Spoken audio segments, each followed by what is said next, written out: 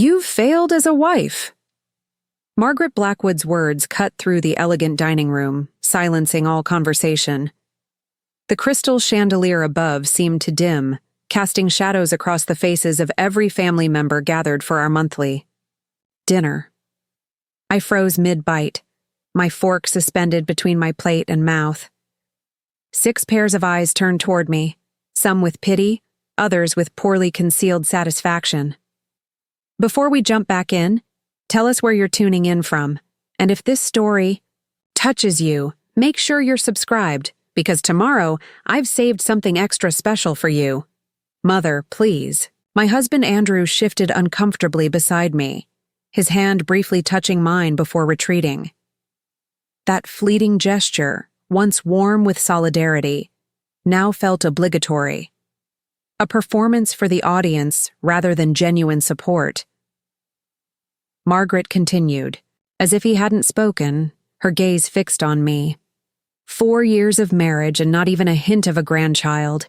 What exactly are you contributing to the Blackwood legacy, Eliza? The Blackwood family dinner parties had always been an exercise in endurance.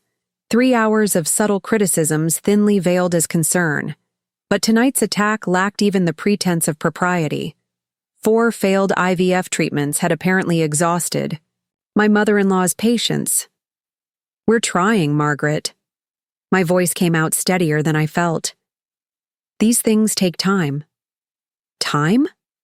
Richard Blackwood, my father-in-law, scoffed from the head of the table. The CEO of Blackwood Pharmaceuticals rarely engaged in these exchanges, preferring to let his wife handle family matters while he built their empire. Tonight was different. Andrew's cousin Charlotte had twins within 2 years of marriage. His sister Rebecca is expecting her 3rd. The problem isn't time, Eliza, it's you. I placed my silverware down carefully, the gentle click against fine china masking the trembling in my fingers. The magnificent dining room of the Blackwood estate, with its oil paintings of stern ancestors and antique furniture worth more than my parents' house, suddenly felt suffocating.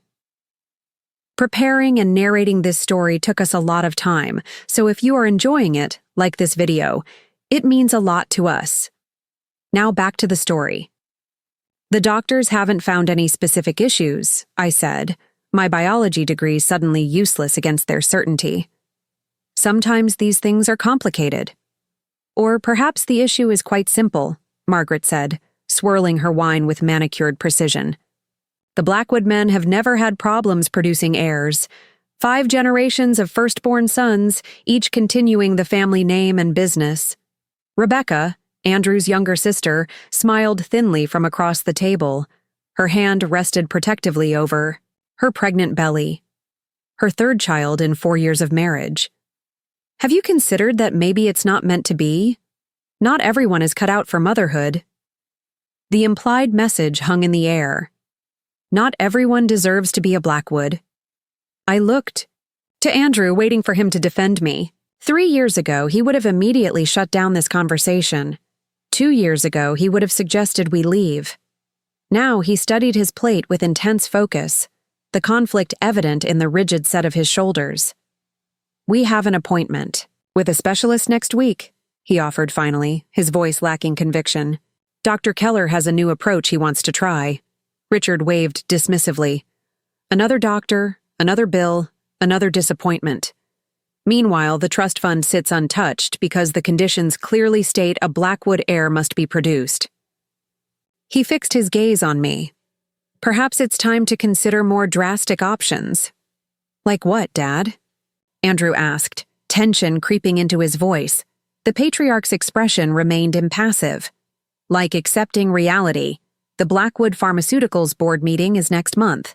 I had hoped to announce your promotion to Chief Operating Officer, alongside news of a forthcoming Blackwood heir." Margaret dabbed her lips with a napkin. "Instead, we'll have to explain why the vice presidency is your ceiling for now. The board values family legacy, Andrew. They need reassurance that Blackwood blood will continue leading the company for generations." I felt the walls closing in. This wasn't just about a grandchild anymore. It was about Andrew's career, the family legacy, and my perceived failure at fulfilling my unspoken contract as a Blackwood wife. "This is absurd," I said, my voice barely above a whisper. "You're talking about our private struggle like it's a business transaction." Richard's eyes narrowed. "Marriage to a Blackwood is a business transaction, Eliza.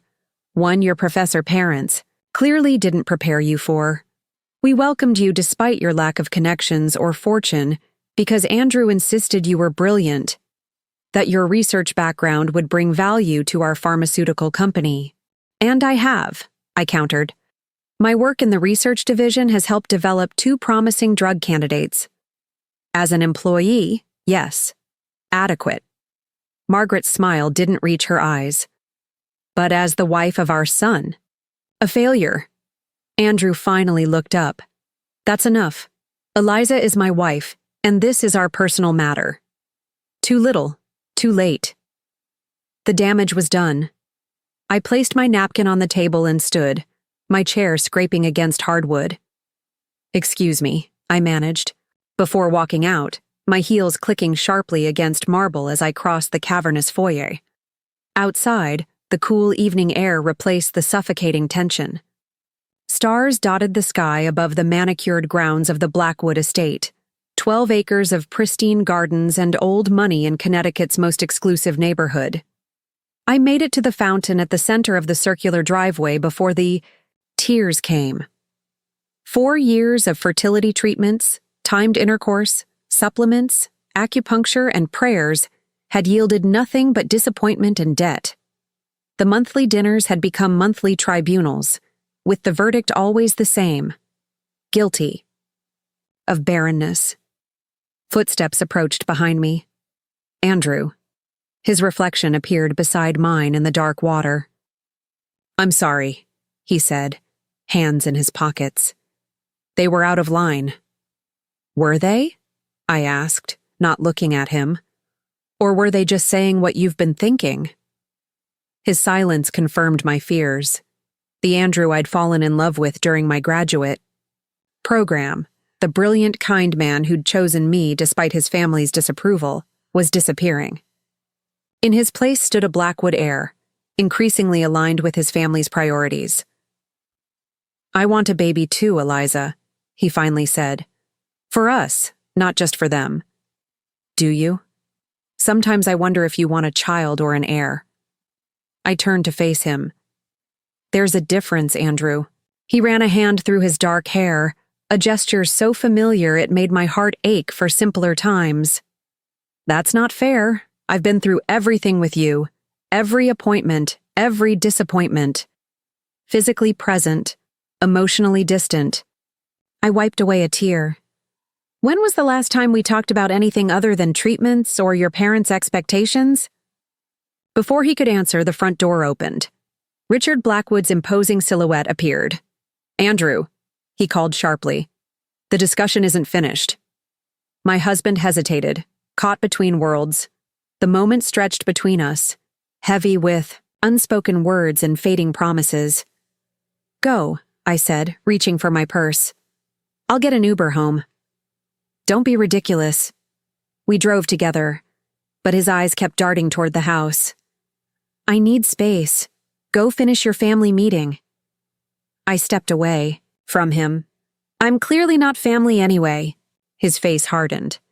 "That's not what this is about." "It's exactly what this is about.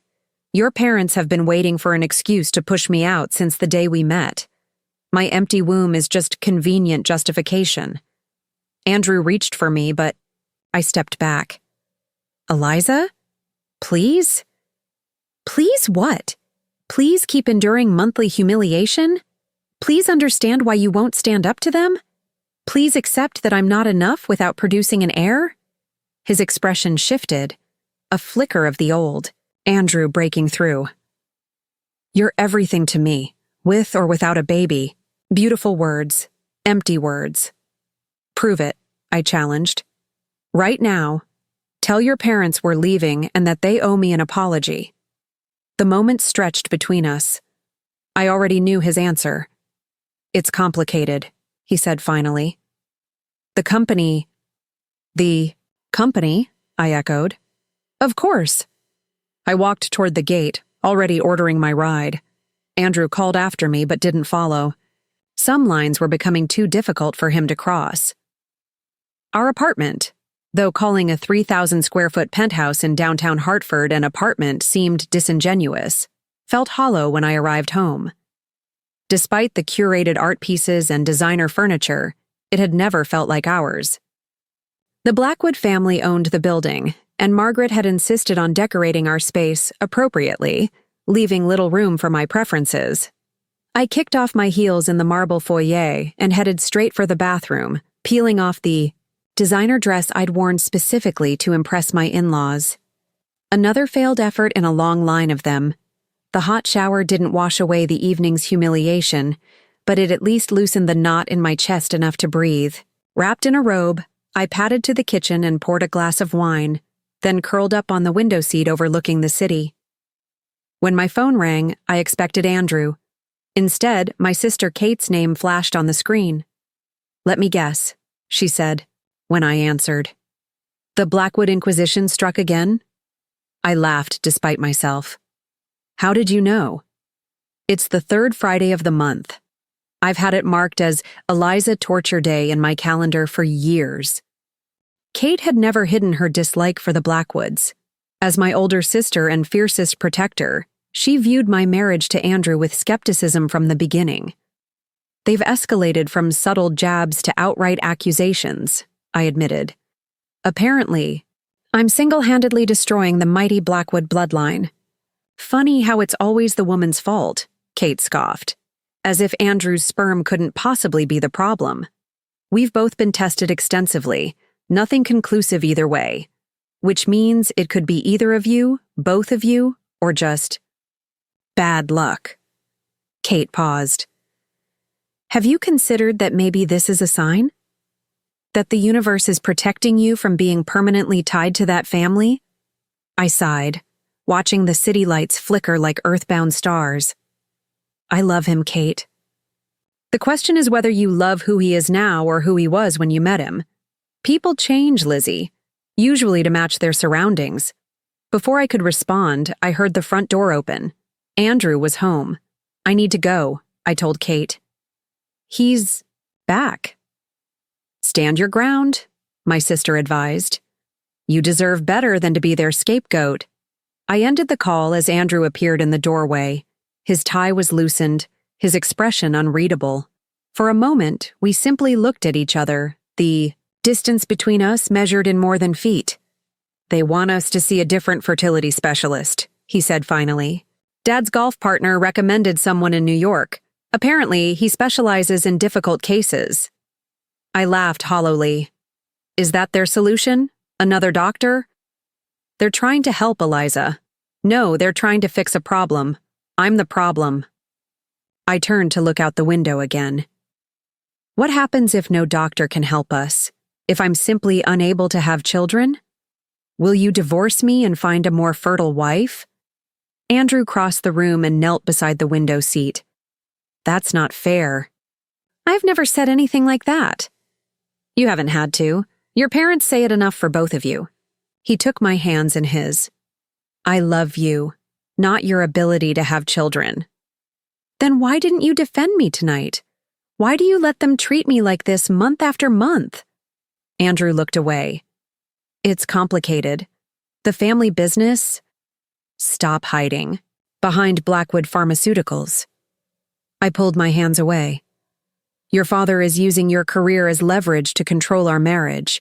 Can't you see that? He's concerned about the future of the company, the family legacy. And what about our legacy? Our marriage? Does that matter at all?"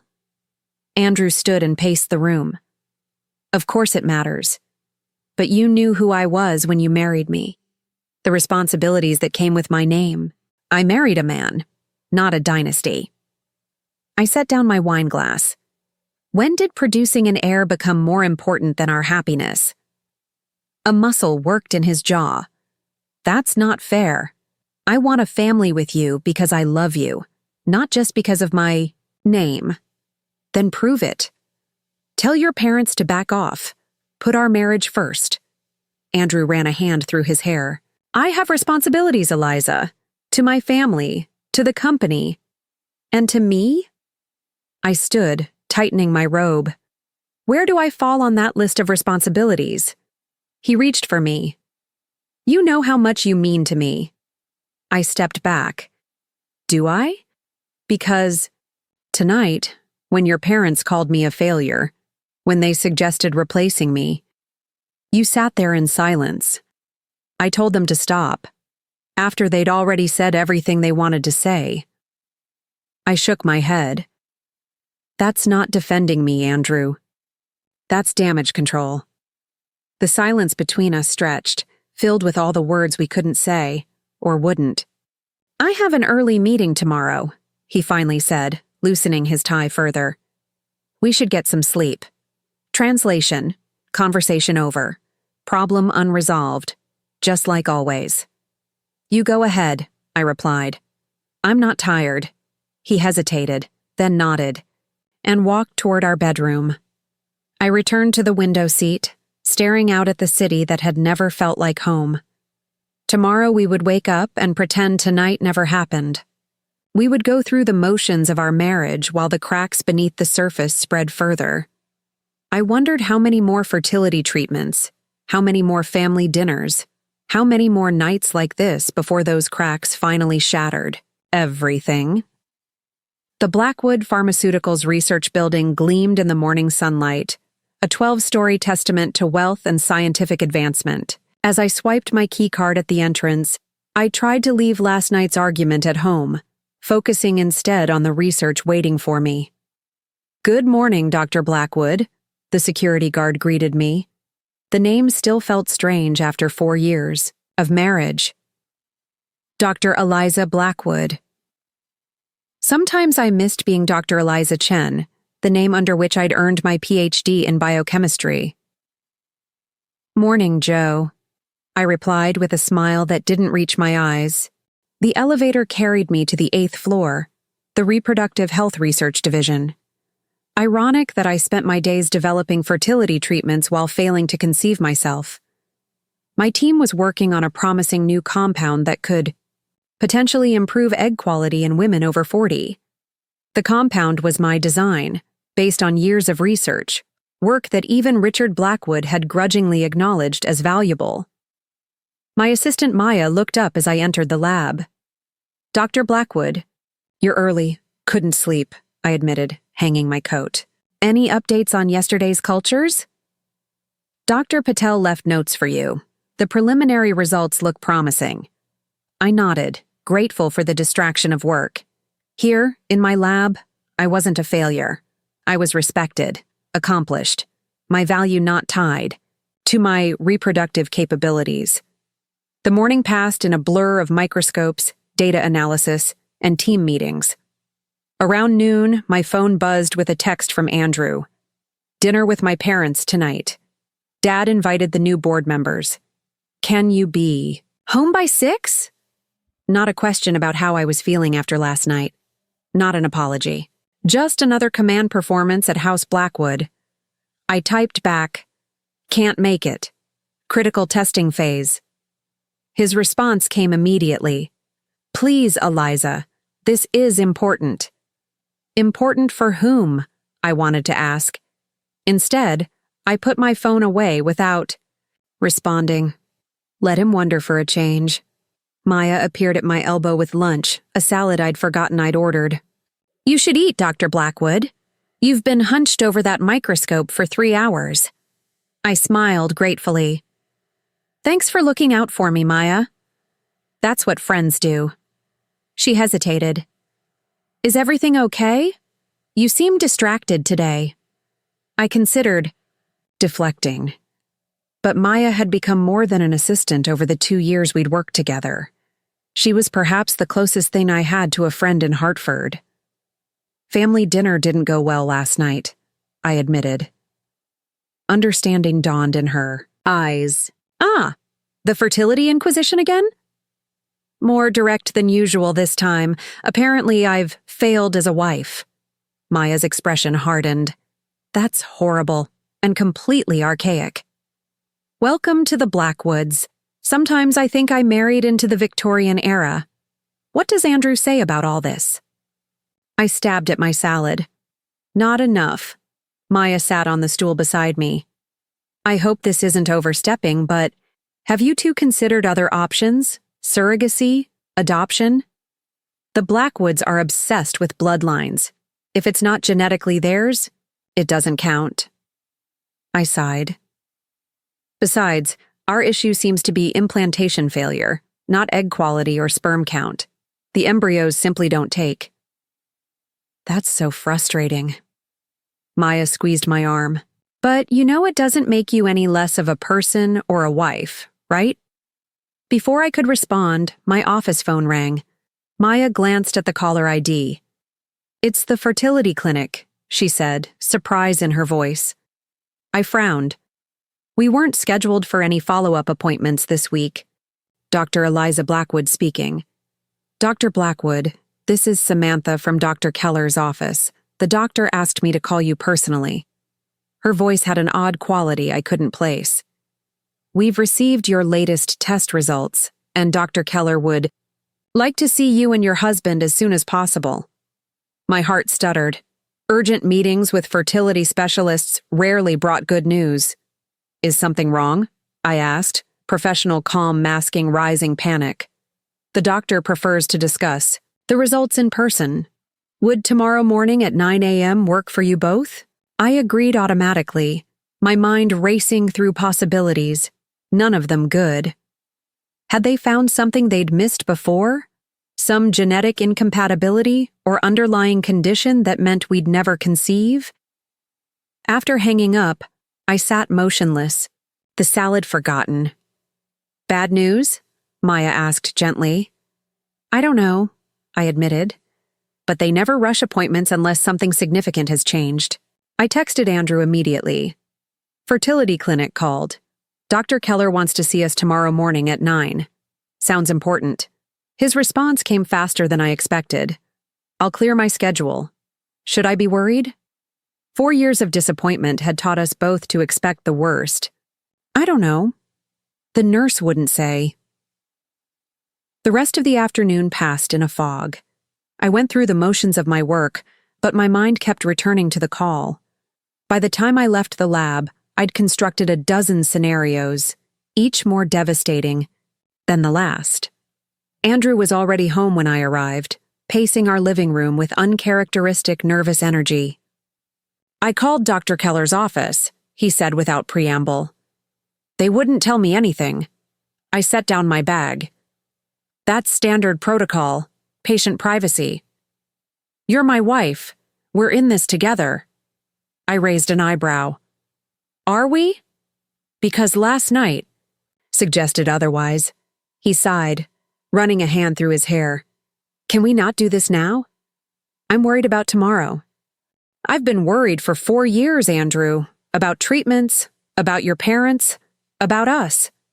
Where has your concern been? He looked at me then, really looked at me, perhaps for the first time in months. I know I've been distant. The pressure from my father, the company, the board position. It's not an excuse. I should have been more present. The apology, however inadequate, deflated some of my anger. I'm scared about tomorrow, I admitted. What if they've found something definitively wrong? Something that means we'll never have children? Andrew crossed the room and pulled me into his arms. For a moment, I allowed myself to lean into him, to remember the solidity and comfort his embrace once unfailingly provided. Whatever they tell us, he said against my hair, we'll face it together. I promise. I wanted desperately to believe him. But promises, like bridges, can collapse under too much weight. And ours had been bearing the strain of Blackwood expectations for far too long. That night, we lay awake in bed, not touching but both acutely aware of the other's presence. The space between us contained all our unspoken fears and recriminations, a universe of hurt neither of us knew how to navigate. Tomorrow would bring answers, but I wasn't certain either of us was ready for them. What I couldn't know, as I finally, drifted into uneasy sleep was that Dr. Keller's news would shatter everything, not just our hopes for a family, but the very foundation of my marriage and place in the Blackwood dynasty. By this time tomorrow, nothing would be the same. Morning arrived with unwelcome brightness, sunlight streaming through the windows we'd forgotten to close the night before. Beside me, Andrew was already awake, scrolling through emails on his phone. The blue light illuminated the worry lines that had deepened around his eyes over the past year. "You didn't sleep," I observed, my voice rough from restless hours. He glanced at me, then set his phone aside. "Neither did you." We moved through our morning routine with practiced efficiency, rarely speaking beyond necessary logistics. By 8:30, we were seated in his Tesla, navigating through Hartford's morning traffic toward the fertility clinic. The modern glass building housed multiple medical practices, with Dr. Keller's fertility clinic occupying the top 2 floors. The elevator ride felt interminable, Andrew's fingers tapping an anxious rhythm against his thigh.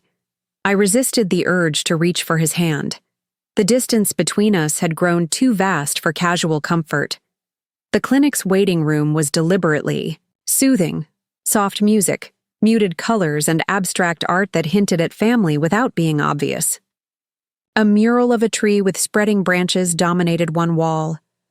I'd spent countless hours staring at that tree during our many visits, imagining our names inscribed on those empty branches. "Dr. and Mr. Blackwood?" The receptionist smiled professionally. "Dr. Keller is ready for you." Andrew placed his hand at the small of my back as we followed her down the hallway, a public gesture of unity that felt hollow given the fractures beneath the surface. Dr. Keller stood as we entered his office, his expression unreadable behind his professional smile. "Eliza, Andrew, please sit down." The room seemed smaller than during previous visits, the air heavier with unspoken possibilities. "Your call sounded urgent," Andrew said, his business persona taking over. "Have you found something new in our results?" The doctor nodded, opening a file on his desk. "Yes, though not what we were initially looking for." He adjusted his glasses, a gesture I'd come to recognize as his preparation for delivering difficult news. "As you know, after your 4th failed embryo transfer, we ran a more comprehensive panel of genetic tests." My fingers gripped the armrests. "And?" The results were unexpected. Dr. Keller looked directly at me. "Eliza, your tests revealed something called genetic mosaicism, a condition where different cells in your body can carry different genetic makeups." Andrew leaned forward. "What does that mean for our fertility issues?" "In itself, mosaicism isn't the primary cause of your implantation failures," Dr. Keller explained.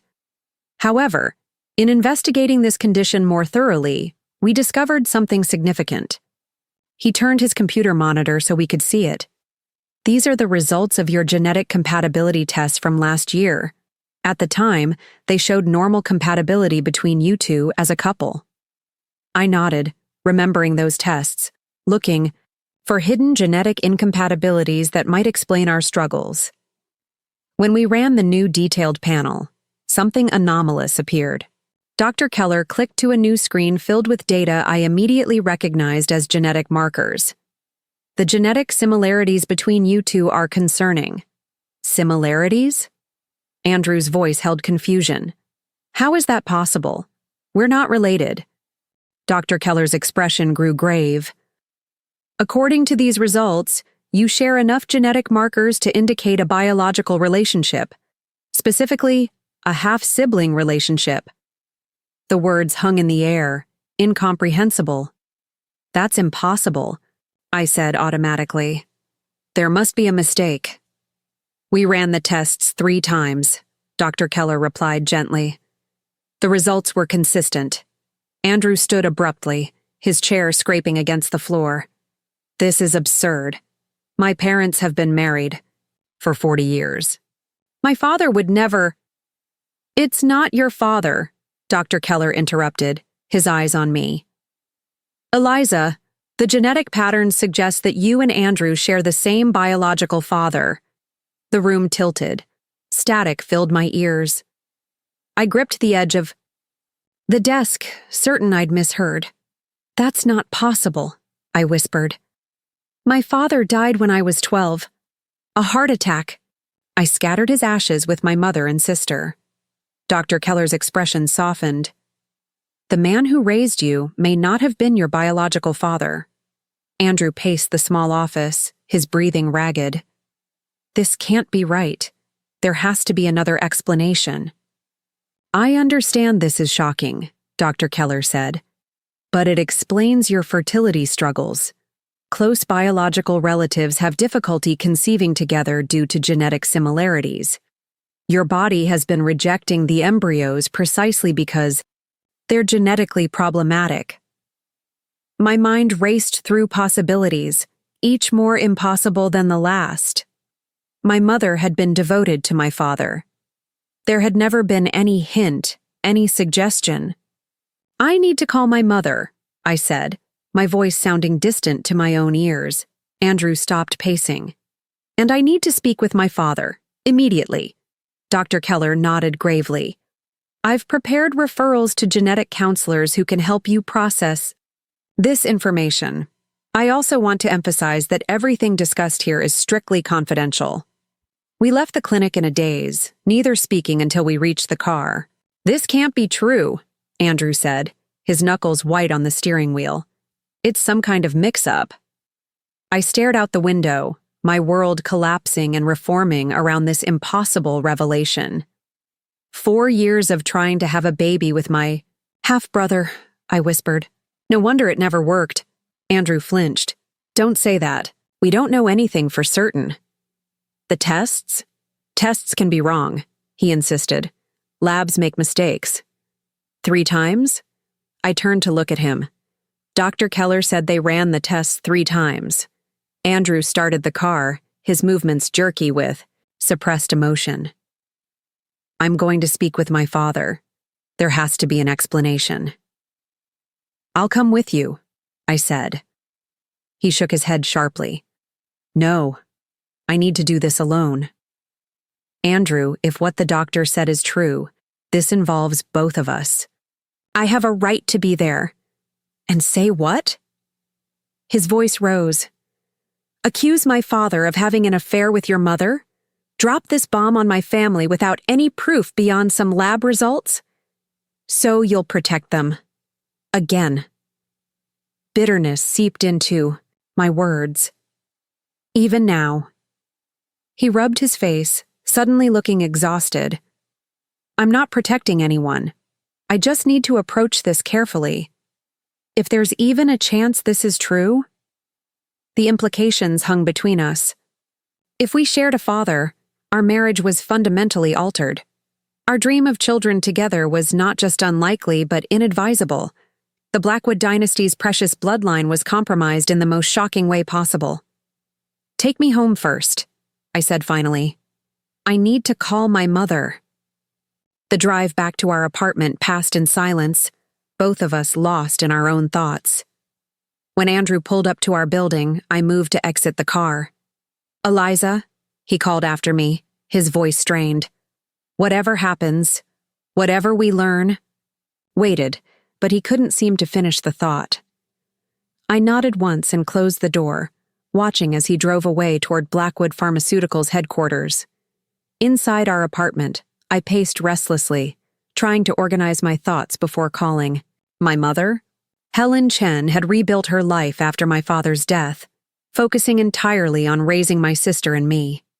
She'd never remarried, never even dated as far as I knew. The idea that she'd had an affair with Richard Blackwood of all people seemed impossible. Yet those test results existed. With trembling fingers, I dialed her number. She answered on the 3rd ring, her voice warm with surprise. "Eliza, this is unexpected. Aren't you usually in the lab at this hour?" "Mom," I began, then faltered. How did one ask such a question? "I need to ask you something important, something difficult." A pause. "You're scaring me, sweetheart." "What's wrong?" I took a deep breath. Did you know Richard Blackwood before I married Andrew? The silence that followed lasted so long I thought we'd lost the connection. Mom? Why are you asking this? Her voice had changed, grown cautious. Please just answer the question. Another lengthy pause. Yes, she finally said. I knew Richard Blackwood before your marriage. Many years ago. My heart hammered against my ribs. How well did you know him? Eliza, where is this coming from? Has something happened? How well? Mom? I insisted, my voice breaking. The silence stretched between us, heavy with unspoken truths. We worked together, she finally said. At Hartford General Hospital, before he started Blackwood Pharmaceuticals. Before I met your father, I closed my eyes trying to steady my breathing. Were you involved with him? Eliza, please, Mom, I need the truth. A shaky exhalation came through the phone. Yes, she whispered. Briefly. It was before I met John. Richard was a young research physician. I was a new nurse. It ended when he became engaged to Margaret. My legs gave out. I sank onto the couch, clutching the phone. When was this exactly? 1989. Spring through fall. She paused. Eliza, what is this about? The timeline fit perfectly. I was born in July 1990. Is Richard Blackwood my biological father? The question came out in a rush. The silence that followed was answer enough. Oh my God, I breathed. How could you never tell me? Because it wasn't relevant, my mother replied, her voice suddenly stronger. John was your father in every way that mattered. He loved you from the moment he met me, pregnant and alone. He chose you, Eliza. Biology didn't matter to him? It matters now, I said, tears streaming down my face. It matters because I married my half-brother, Mom. I've been trying to have a baby with Andrew for 4 years. Her gasp was audible even through the phone. That's not possible. Richard never knew. Knew what? That you were pregnant? That I existed? Another horrifying thought struck me. Does Kate have the same father? Is she Richard's daughter too? No, my mother said quickly. Kate is John's biological daughter. I met him a few months after things ended with Richard. I struggled to process this information, my world tilting on its axis. So when Andrew brought me home 4 years ago, when you met Richard and Margaret at our engagement party, you knew? You knew he was my biological father and you said, nothing? Richard had moved on decades ago. He had his perfect family, his company, his wealth. What good would disrupting all that have done? Her voice cracked. John wanted to be your father.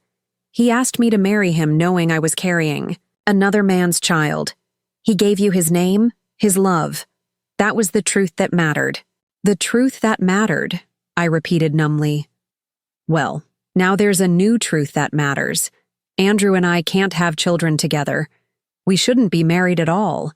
And his parents' obsession with my barrenness is cruelly ironic given that their precious son and I are siblings.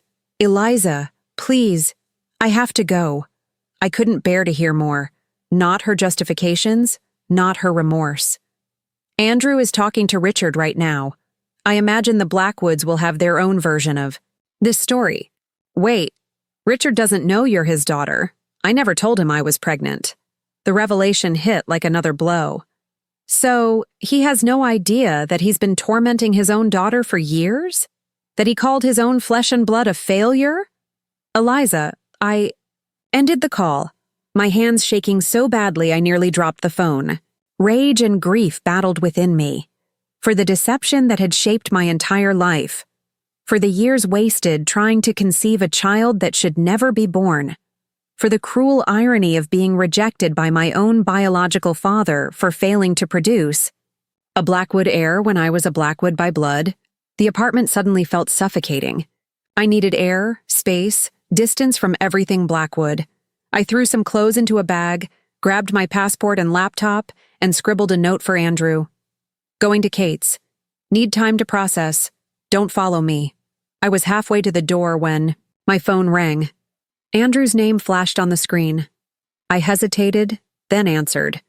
He knew, Andrew said without preamble, his voice raw. He fucking knew. I sank back onto the couch. What? My father. He recognized your mother's name when we started dating. He looked into your background when things got serious. Andrew's voice shook with rage. He knew there was a possibility. You were his daughter, and he said nothing. He let us marry. He watched us struggle to conceive for 4 years. The room seemed to spin around me. That's not possible. My mother said she never told him she was pregnant. He suspected. Had his doubts. But he didn't confirm it until after our engagement, when he had his security team run a detailed background check on you and your family. A harsh laugh escaped him. He said he was protecting the family interests. When he realized the timing, aligned with his relationship with your mother, he quietly ran a DNA test using a glass you'd used at a family dinner. Horror crawled up my spine. He's known all this time? While he berated me for not producing an heir? While he blamed me for our fertility issues? Yes. The word was clipped, filled with disgust. He claimed he was protecting the family reputation, that the scandal would have destroyed Blackwood Pharmaceuticals. And our marriage, our sanity, our 4 years of fertility treatments, what about those? Collateral damage. Andrew's voice broke. He thought eventually we'd give up trying for children, that I'd focus on the company instead. I pressed a hand to my mouth, trying to contain the scream building in my throat. And your mother? Does she know? No. At least that's what he claims. Andrew sounded distant now, hollowed out. I don't know what to believe anymore. Silence stretched between us, filled with the wreckage of our life together. Where are you? I finally asked. Driving. Nowhere specific. I couldn't stay there after. He trailed off. Where are you? Home. About to leave for Kate's. I paused. What do we do now, Andrew? He was quiet for so long I thought he might not answer. I don't know, he finally said. How do we even begin to process this? The question hung between us, unanswerable. Come to Kate's, I suggested. We should talk in person. I need time, he replied. To think. To figure out what this means. The distance in his voice told me everything. Whatever bond had held us, together through 4 years of marriage and fertility struggles, was unraveling in the face of this revelation. Okay, I said softly. Call me when you're ready. After we hung up, I sat motionless, trying to absorb the seismic shift in my reality. Everything I thought I knew about myself, my family, my marriage had been built on lies. Richard Blackwood wasn't just my cruel father-in-law. He was my biological father, who had rejected me twice. Once before I was born, and again after I married. His son, the perfect Blackwood bloodline, was a fiction. The heir they so desperately wanted from Andrew and me would have been biologically compromised, if it had been possible at all. The cruel irony might have been laughable if it weren't so devastating. My phone buzzed with a text from Kate. Are you okay? Mom just called me crying. I stared at the message, unsure how to respond. How could I possibly explain that our family history had been rewritten in a single morning? That the father she remembered and the father I remembered were 2 different men? Coming to stay with you for a few days. I typed back. We'll explain when I get there. As I gathered my things to leave, I caught my reflection in the mirror, searching my features for traces of Richard Blackwood. Had he done the same when we first met? Had he recognized himself in my face and chosen to say nothing, to let his son marry his daughter? The thought made me physically ill. I left the apartment without a backward glance, uncertain if I would ever return. The life I had built with Andrew Blackwood had been constructed on quicksand, and now we were both being swallowed by the truth. In the taxi headed to Kate's apartment, I watched Hartford's skyline recede in the distance. Somewhere in that city, Andrew was driving aimlessly, processing the same devastating reality. Somewhere, Richard Blackwood was likely calculating his next move to protect his precious company from scandal. And somewhere, my mother was facing the consequences of a secret kept for 35 years. The Blackwoods had disowned me for being Barren. The cruel twist of fate was that I was a Blackwood all along, and that was precisely why I could never give them their precious heir. Kate's apartment in Boston's Back Bay neighborhood was everything my Hartford penthouse wasn't: warm, cluttered, and unabashedly personal. Books stacked haphazardly on coffee tables, colorful throw pillows tossed across mismatched furniture, and walls covered with framed photographs chronicling our family's history. History that was now revealed to be a carefully crafted fiction. "Jesus, Lizzie," Kate said for perhaps the 10th time since I'd arrived and explained everything. "This is insane? Horrifying? Like a bad soap opera?" I supplied, curled in the corner of her couch with a mostly untouched glass of wine. July had fallen hours ago, but neither of us had bothered to turn on more than a single lamp. "All of the above." She shook her head, still processing. "And Mom knew all this time. She looked Richard Blackwood in the eye at your wedding and said nothing." I stared out Kate's window at the Boston skyline. "She claims she was protecting Dad's memory. That biology didn't matter because he chose to be my father." "While I understand that sentiment," Kate said carefully, "she still let you marry your half-brother. There were 1,000 opportunities to tell you the truth before it came to this. Like when Andrew first mentioned his last name while we were dating, or when he introduced me to his parents, or before our engagement, or any time during 4 years of marriage and fertility treatments." Bitterness seeped into my voice. Instead, I had to learn from a fertility doctor that I've been trying to have a baby with my own brother. Kate winced. "Have you spoken to Andrew since you got here?" "He's texted. Brief updates. He's staying at a hotel, not at our apartment or his parents' house."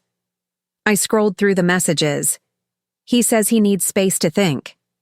"And what do you need?" The question caught me off guard. For years, my needs had been secondary, to Andrew's career, to the Blackwood legacy, to our desperate quest for a child. Now, faced with the ruins of my marriage and identity, I hardly knew how to answer. I trailed off, then found steady ground. "I need to figure out who I am outside of all this, not as Andrew's wife or Richard's daughter-in-law, or daughter, apparently. Just me," Kate nodded. "You can stay here as long as you need. I've already put in for remote work next week. You don't have to babysit me. It's not babysitting, it's sister solidarity." She squeezed my hand. "You'd do the same for me." The simple certainty of her love, unchanged despite the revelation that we were only half-sisters, brought fresh tears to my eyes. "Have you thought about what you'll do?" Kate asked gently. "About the marriage, I mean." The question loomed like a shadow. There's no salvaging it, is there? Even if we could move past the sibling revelation, there's the fact that his father, our father, knew and said nothing. He watched us struggle for years. "It's unforgivable," Kate agreed. "But you and Andrew are victims in this too. Maybe together." "There is no together," I interrupted. "Not anymore. Whatever we had was built on a foundation of lies.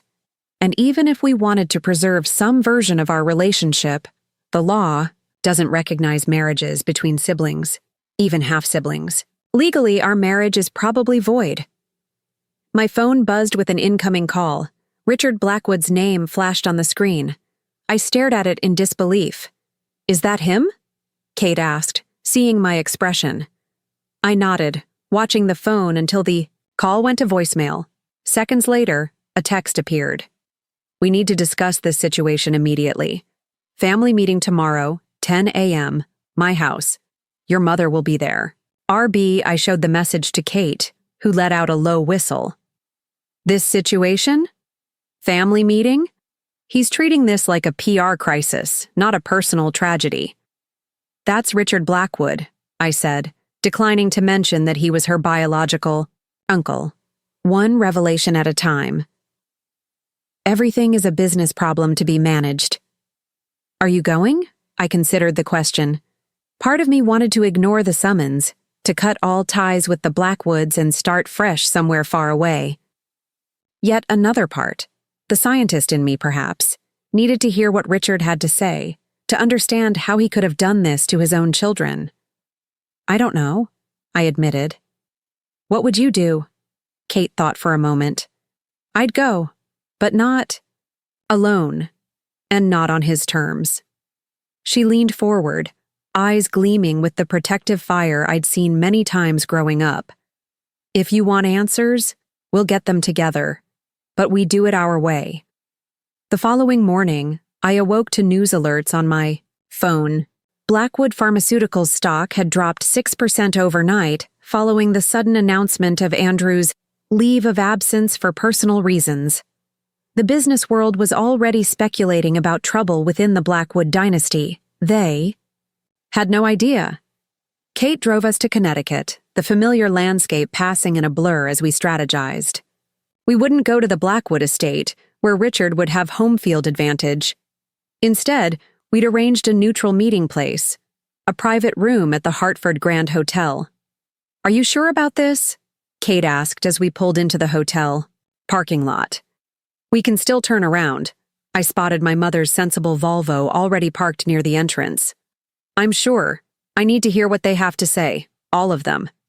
The private meeting room was sleekly corporate, a long mahogany table surrounded by leather chairs, with floor-to-ceiling windows overlooking the city. My mother stood when we entered, her face pale and drawn. Eliza, she began, stepping toward me.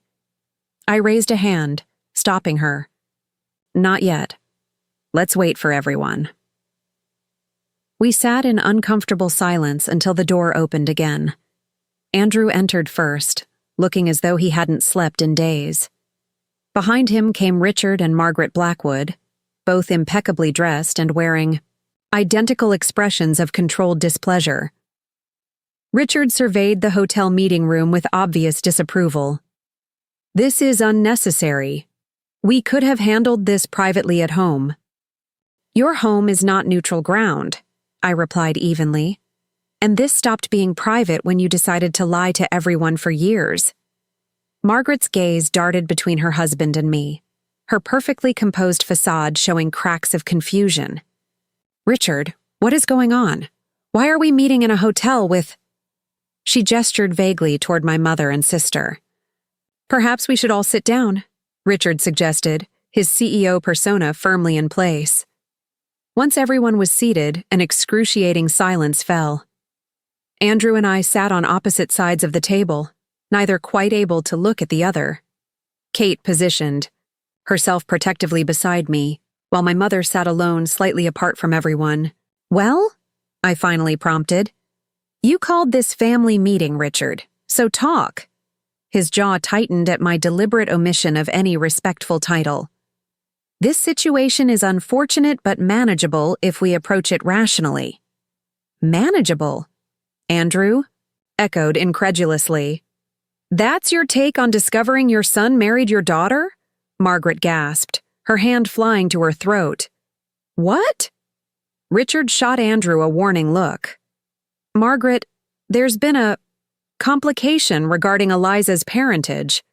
Helen and I had a brief relationship before I met you, he continued, addressing his wife while steadfastly avoiding my gaze.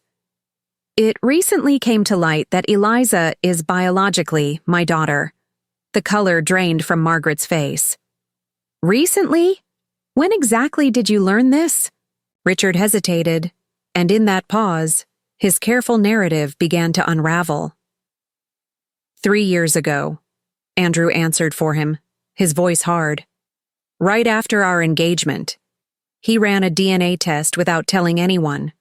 Margaret's shock transformed into something colder, more dangerous. You've known for 3 years that your son was married to your daughter, and you said nothing? The damage was already done, Richard replied defensively. They were already married. Making it public would only cause a scandal. So instead, you spent years berating Eliza for not producing an heir? Margaret's voice rose with each word. Knowing full well why they couldn't conceive, knowing it was your blood, your genetics preventing it? I watched in astonishment as Margaret Blackwood, who had never shown me an ounce of genuine warmth, turned on her husband with unexpected fury. I was protecting our family name, Richard insisted. The company? Margaret's laugh was brittle. You let our son marry his sister to protect Blackwood Pharmaceuticals? You watched them suffer through fertility treatments for years to avoid a scandal? It's exactly what happened, I interrupted, finding my voice. But what I want to know is why. Why, when you suspected I might be your daughter, did you allow the relationship to continue at all? Why not simply tell Andrew to break things off?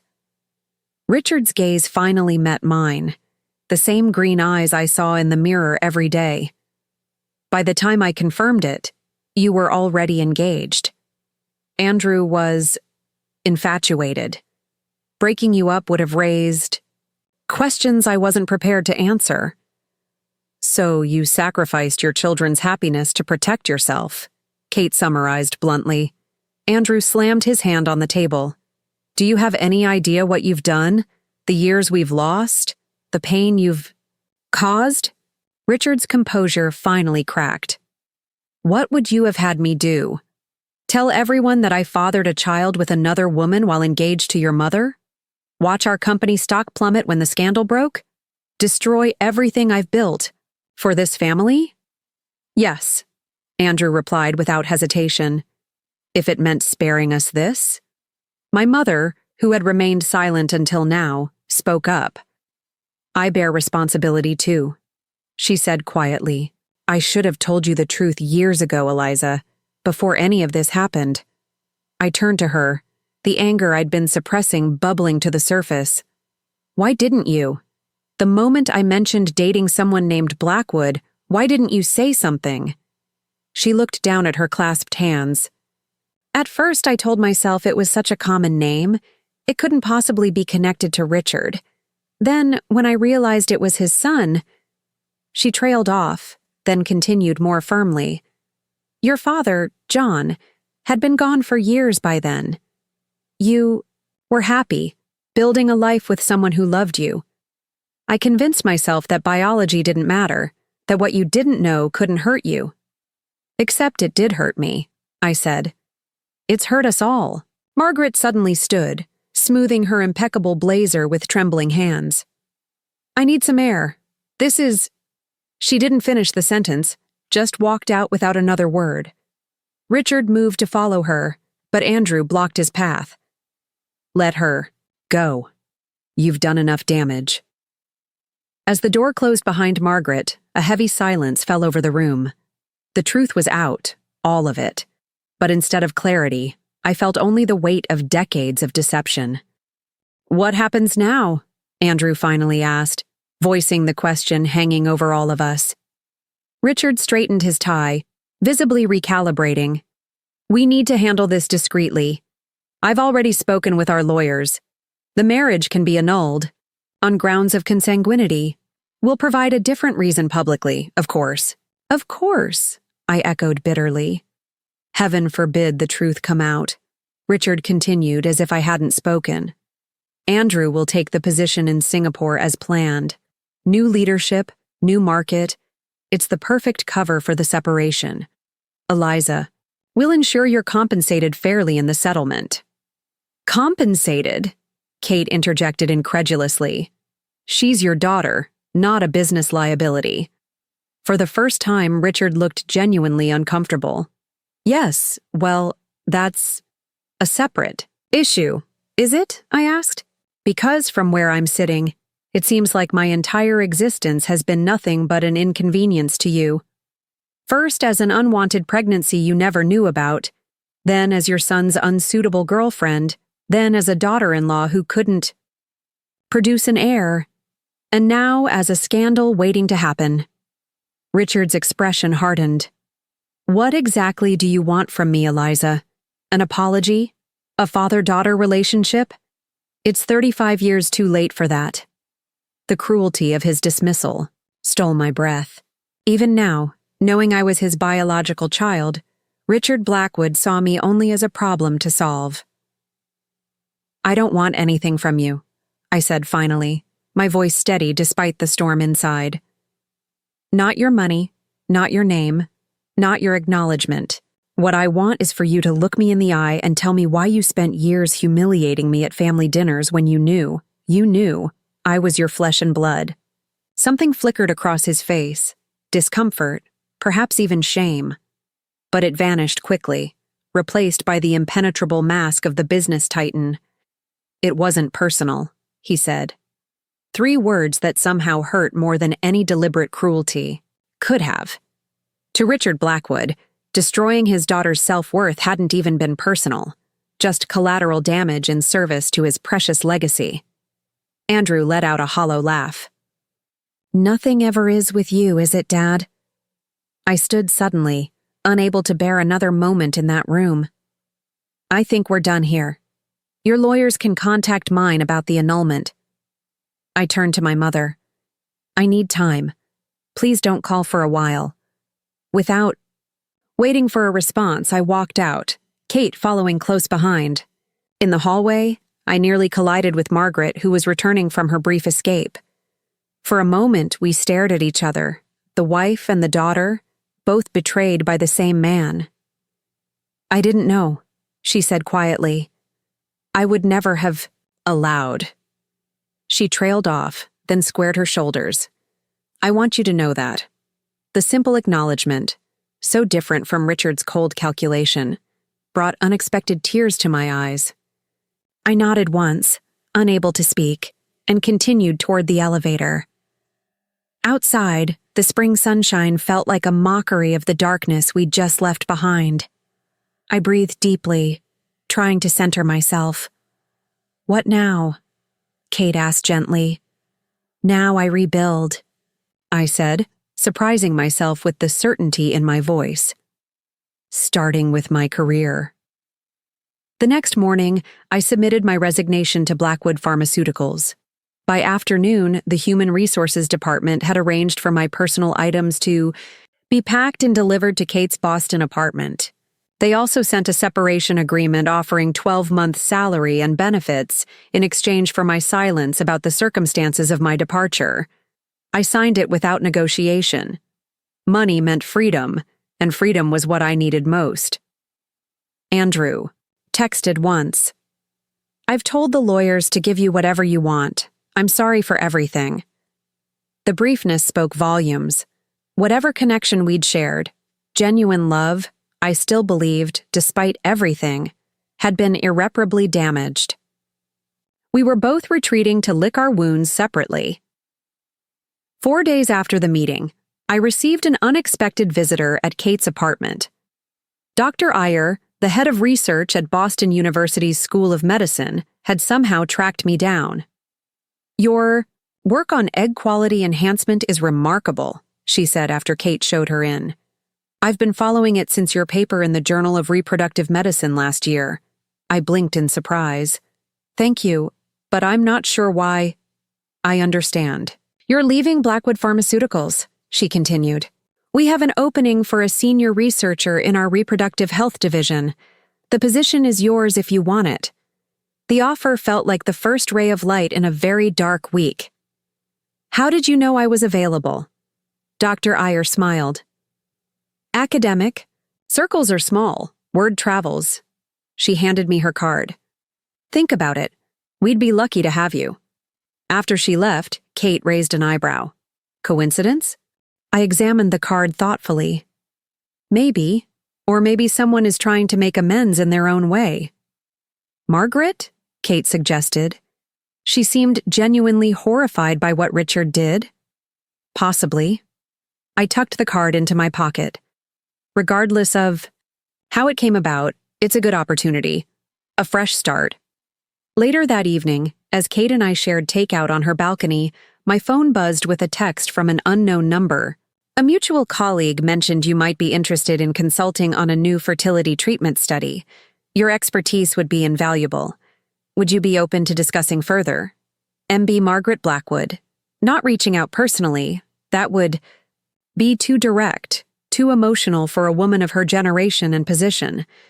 Instead, she was offering what she could: professional opportunity, a chance to continue my research outside of Richard's sphere of influence. It wasn't forgiveness or reconciliation. It wasn't family, but it was acknowledgement. And for now, that was enough. Good news? Kate asked, noting my expression. I showed her the text. Not exactly, but maybe a start. She considered it. Are you going to respond? I looked out at the Boston skyline, thinking about the shattered pieces of my old life and the tentative shape of something new emerging from the wreckage. Yes, I decided, but on my terms this time. The past couldn't be undone. The truth of my parentage, the years, lost to deception, the marriage built on a biological impossibility, these were immutable facts. But what happened next was mine to determine. I typed a brief reply. Open to discussion. Send details to my new email. We'll review after I'm settled in Boston. No rush, no eagerness to please.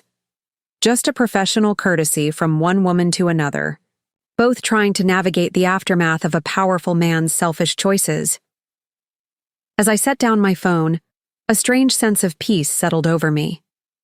For the first time in years, I wasn't a Blackwood, by marriage or by acknowledgement.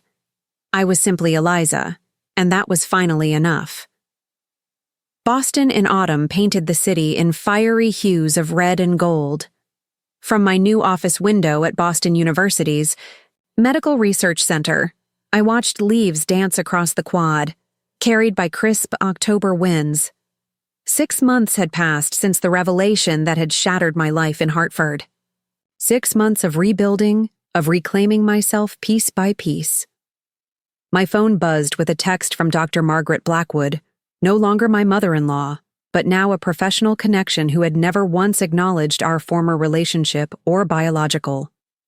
Connection. Results from Singapore trial promising. Sending data. Your input valued. MB. Her messages were always like this. Clipped, professional, focused solely on the fertility research we were now collaboratively advancing from opposite sides of the world. Never personal, never acknowledging the elephant that perpetually occupied our virtual room. Yet the regular communication itself spoke volumes about her determination to maintain some connection. We'll review this afternoon, I replied, equally professional. The annulment had been finalized 3 months ago, dissolving a marriage that legally should never have existed. Andrew remained in Singapore, throwing himself into expanding Blackwood, Pharmaceuticals' Asian market presence. We hadn't spoken directly since that awful meeting in Hartford. Sometimes I wondered if he found the silence as deafening as I did. A knock at my office door pulled me from my thoughts. Dr. Chen, your 1 o'clock is here, my research assistant announced. I'd reclaimed my maiden name immediately after the annulment, a small but significant step in reclaiming my identity. Dr. Eliza Chen, not Blackwood, never Blackwood. Send. Them in, please.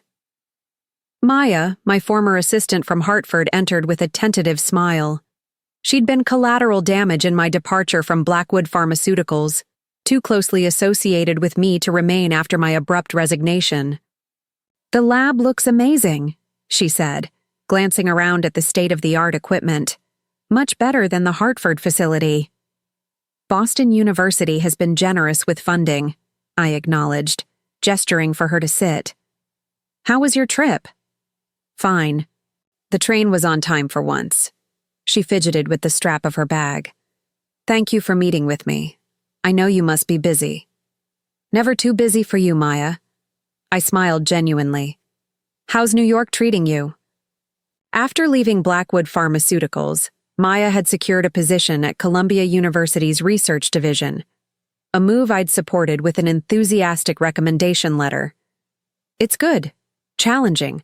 The research team is brilliant, but she hesitated. I miss working with you. The work we were doing on egg quality enhancement was groundbreaking. And it's continuing here, I assured her. In fact, that's why I asked you to come. Boston University is expanding the Reproductive Health Research Division. We're looking for another senior researcher to join the team. Maya's eyes widened. And you thought of me? You're a talented scientist, Maya. Your insight into cellular regeneration was instrumental in our Hartford breakthrough. I handed her a folder. This is the formal offer. Take some time to consider it. She opened the folder, scanning the details. This is very generous. The university values excellence. I didn't mention that I'd lobbied hard for her salary, to exceed industry standard. Maya deserved it, and I was finally in a position to champion other women in science without Blackwood interference. After Maya left, promising to consider the offer, I turned back to my computer. The data from Singapore demanded my attention. A new trial combining my egg quality enhancement compound with Andrew's sperm motility formula. Even separated by continents and personal tragedy, our professional work continued to intertwine in the quest to help others overcome infertility. The irony wasn't lost on me. You need to get out more, Kate declared that evening, barging into my apartment with takeout and determination. 6 months in Boston and you've seen nothing but your lab and this apartment. I've been rebuilding my career, I protested, though I couldn't deny the truth in her assessment. Work had become my sanctuary, my singular focus. You've been hiding, she corrected, unpacking containers of Thai food, which was completely understandable for the first few months. But you've established yourself professionally. Your research is thriving. Maybe it's time to work on the personal side of your life, too. I accepted the plate she handed me. By personal side, you mean dating? I mean living. Kate settled beside me on the couch. Friends, hobbies, maybe dating eventually. When you're ready. The thought of romantic involvement made my stomach clench. I'm not sure I'll ever be ready for that again. Kate's expression softened. What happened with Andrew wasn't your fault. Neither of you knew. It's not just that. I poked at my pad. Thai without appetite. I spent 4 years defining myself by my failure to conceive. Before that, I was defined by my relationship to the Blackwoods. I'm only now figuring out who I am outside of all that. And who is that? Kate asked gently. I considered the question. Someone who helps others build families, ironically enough. The fertility research we're doing here is already showing promising results. That's what you do, not who you are, Kate persisted. The distinction struck me. Who was I? Beyond my work. The question lingered as our conversation shifted to lighter topics. Kate's latest interior design project, our mother's tentative dating life, the upcoming holiday season. Later, alone in my bedroom, I found myself staring at the divorce decree I'd kept in my nightstand. Annulment of marriage, Eliza Chen and Andrew Blackwood.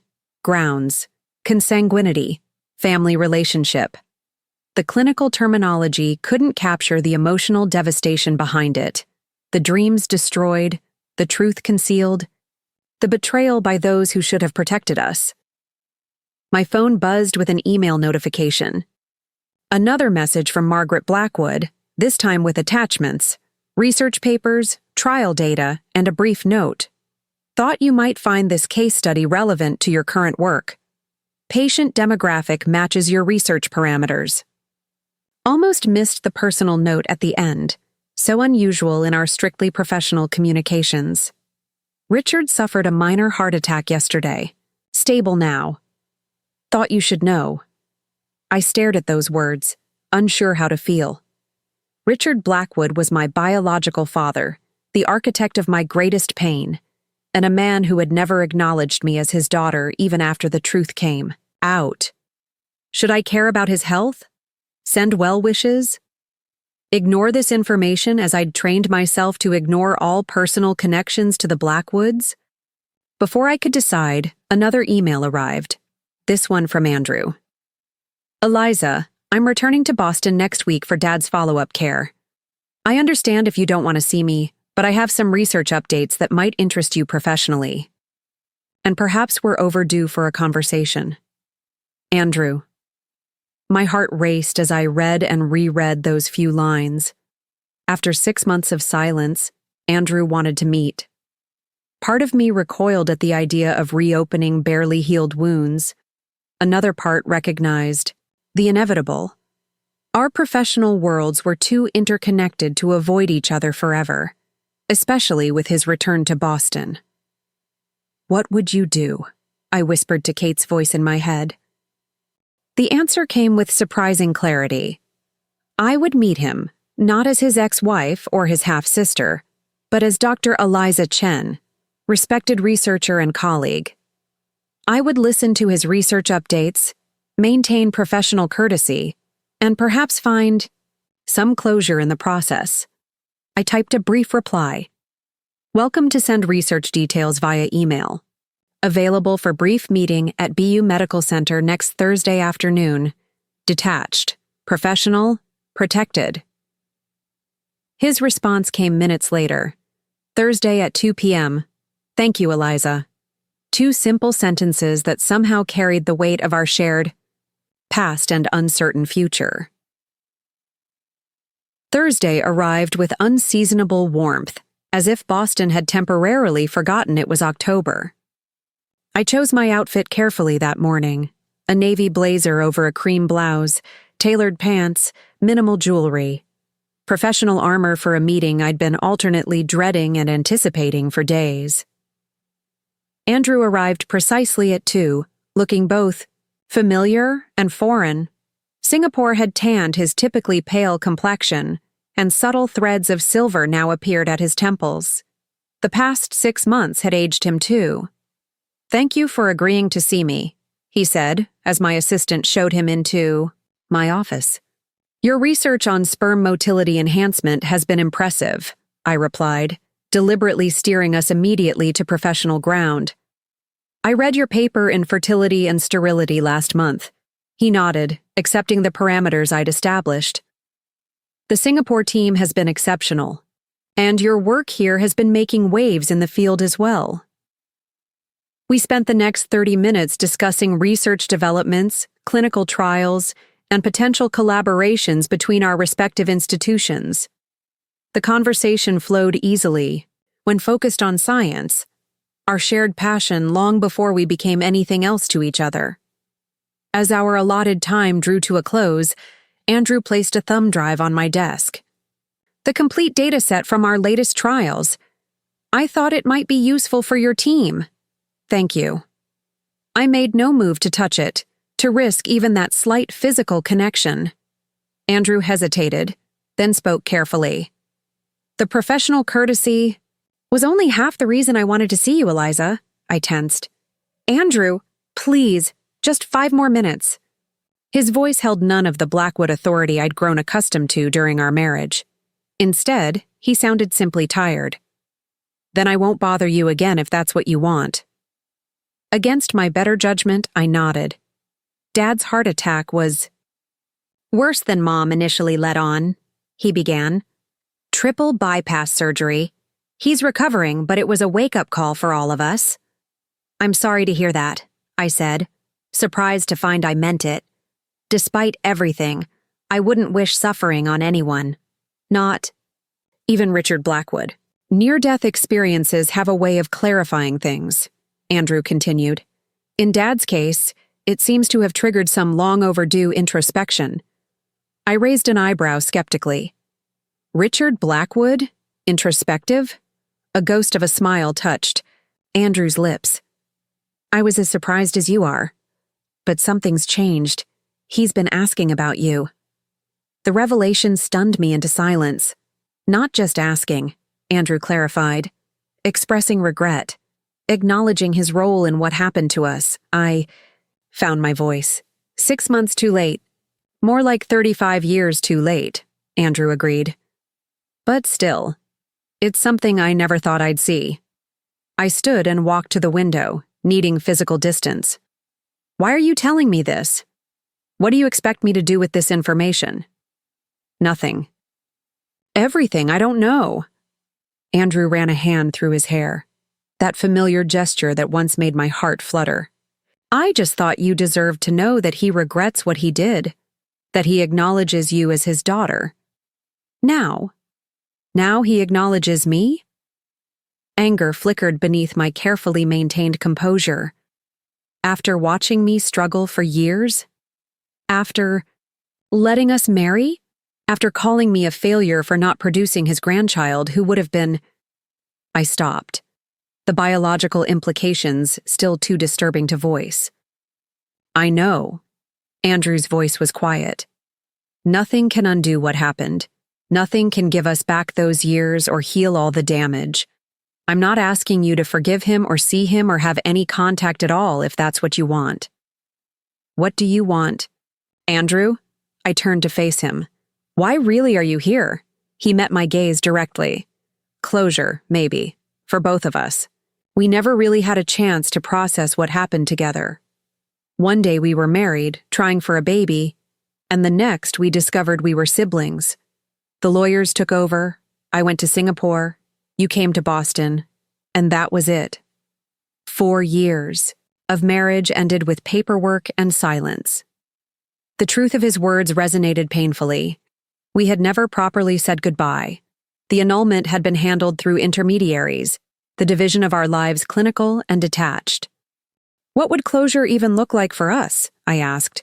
There's no template for this situation. No, he agreed.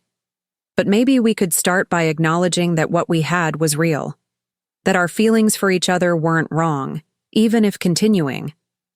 The relationship became impossible. Something tight in my chest loosened at his words. For months, I'd tried to erase the good memories of our marriage, as if they had been contaminated by the revelation of our shared blood. But he was right. The love had been real, the connection genuine. The betrayal had come from others, not from what we felt for each other. I've missed you, Andrew said softly. Not as my wife. That chapter is closed. But as my friend, as someone who understood me better than anyone. I blinked back unexpected tears. I've missed you too. A knock at the door interrupted the moment. My assistant poked her head in. Dr. Chen, your 3 o'clock is waiting. I cleared my throat. Thank you, Lisa. I'll be right there. Andrew stood. I should go. Yes.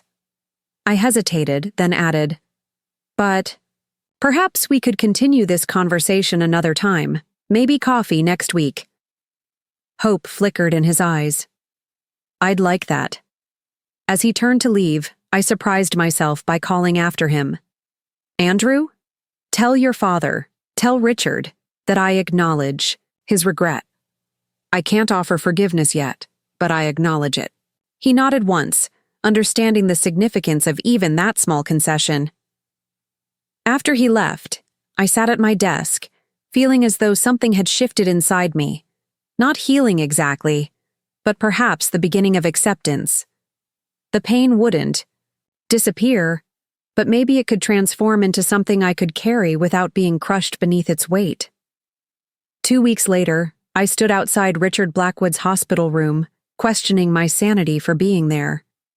Coffee with Andrew had somehow led to this moment, not reconciliation, but a tentative step toward whatever came after anger. You don't have to do this, Kate said beside me. I'd insisted she come, unwilling to face Richard alone. I know. I took a deep breath. But I think I need to. Margaret opened the door before I could knock, her surprise at seeing me evident despite her practiced composure. Eliza, she said softly. I didn't expect... Andrew mentioned his father wanted to see me, I said formally. Is this a bad time? No, not at all. She stepped aside to let us enter. He's been asking for you. Richard Blackwood, titan of industry and master of his domain, looked diminished against the white hospital sheets. The heart surgery had hollowed his cheeks and dulled the commanding presence I'd always associated with him. Yet his eyes, my eyes, remained sharp as they fixed on me. Eliza, he said, his voice weaker than I remembered but still carrying that note of authority. You came. I did. I remained standing at the foot of his bed, Kate a solid presence beside me. Richard's gaze flickered to my sister, then back to me. Could we speak privately? Kate stays, I said firmly. Whatever you have to say, she can hear it. He nodded, accepting this condition. Fair enough. He paused, seeming to gather his thoughts or perhaps his courage. I owe you an apology. One I should have offered months ago. Years ago, really. The admission, so long awaited yet still surprising, left me momentarily speechless. When I discovered you were my daughter, he continued, I made a series of choices that prioritized my reputation and business interests over your well-being, over Andrew's well-being. It was unconscionable. Yes, it was, I agreed, unwilling, to make this easy for him. Facing mortality has a way of clarifying one's failures, Richard said, a hint of his old wryness returning. I spent a lifetime building a legacy, only to nearly destroy it by denying an essential part of that legacy. You. I raised an eyebrow. Is that what I am to you? A part of your legacy? You're my daughter, he said simply. A daughter I never acknowledged, never protected, and actively harmed through my choices. No business success can balance that moral failure. The naked honesty in his voice caught me off guard. This wasn't the calculating Richard Blackwood I knew, the man who had berated me for failing to provide an heir, who had watched me suffer through fertility treatments knowing they could never succeed. Why now? I asked. Is this just because you faced death? A deathbed attempt to clear your conscience? Partly, he admitted, but also because I've had 6 months to reflect on what I lost through my own arrogance. A daughter, a son in many ways, the respect of my wife. He glanced toward the door where Margaret had discreetly exited. Some mistakes can't be undone. Eliza, I know that. I'm not asking for forgiveness I haven't earned. What are you asking for, then? A chance, he said. Not to be your father. It's far too late for that. But perhaps to know my daughter, in whatever capacity you might allow. I studied him carefully, searching for manipulation or calculation in his expression. Instead, I found only weariness and regret. I don't know if that's possible, I said honestly. Too much has happened. I understand. He nodded, accepting this without protest. May I ask, are you well? Your research at Boston University, it's proceeding as you hoped? The simple inquiry about my welfare, so ordinary yet so unprecedented from him, touched something unexpected within me. Yes, I replied. My team has made significant progress on the egg quality enhancement protocol. We're entering clinical trials next month. A ghost of a smile crossed his face. You always were brilliant, far more so than many of the scientists I've employed over the years. Is that a job offer? I asked dryly. Would you accept if it were? He matched my tone. No. I didn't think so. He shifted slightly, wincing from the movement. But perhaps you might consider allowing Blackwood Pharmaceuticals to fund your research. No strings attached, no Blackwood name on the papers.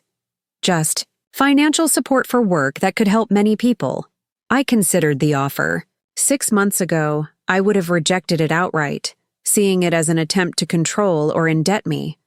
Now, I recognized it for what it was, an olive branch, offered in perhaps the only way Richard Blackwood knew how. I'll think about it, I said. Finally, relief flickered across his face. That's all I can ask. As Kate and I prepared to leave, Richard spoke again. Eliza, regardless of what you decide about the funding or any future contact, I want you to know something. You were never a failure, as a wife, as a daughter-in-law, or as a woman. The failure was entirely mine. The words, so different from the cutting criticisms he'd delivered at countless family dinners, lodged somewhere deep in my chest, not healing the wounds, but perhaps acknowledging their existence for the first time. Thank you for saying that, I managed. Outside the hospital, Kate squeezed my hand. You okay? I think so. I looked up at the clear autumn sky. Not forgiveness, not yet. But maybe the beginning of something else. Like what? I considered the question as we walked toward her car. Like understanding that people, even people who have hurt us deeply, are more complicated than the worst things they've done. Like recognizing that I can acknowledge Richard as my biological father without letting that define me. Kate nodded. And Andrew, where does he fit in all this? I don't know yet, I admitted. We're trying to find our way toward a new kind of relationship. Not romantic, obviously, but not nothing either. We shared too much to simply erase each other from our lives. As we drove back toward Boston, I felt something shift inside me, a lightening, as if putting down a burden I'd carried too long. The Blackwoods had disowned me for being barren, only to discover I was blood of their blood. The irony was almost poetic. But more important than their recognition was my own realization. I was never barren. Not in the ways that truly mattered.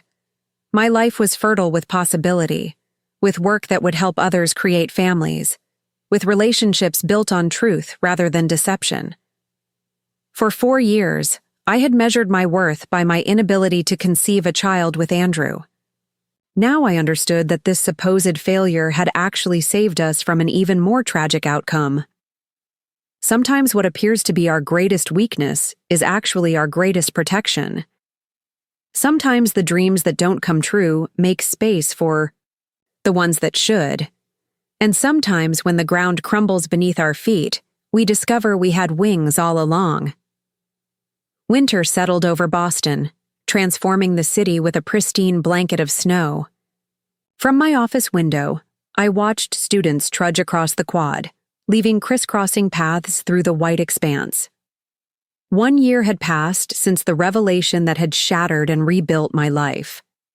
1 year of reinvention, of establishing, myself not as Eliza Blackwood, but as Dr. Eliza Chen, researcher, mentor, and now innovator.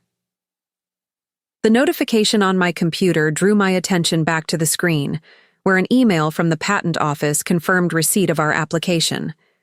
After months of rigorous testing, my team had finalized the egg quality enhancement protocol, showing promising results in early clinical trials.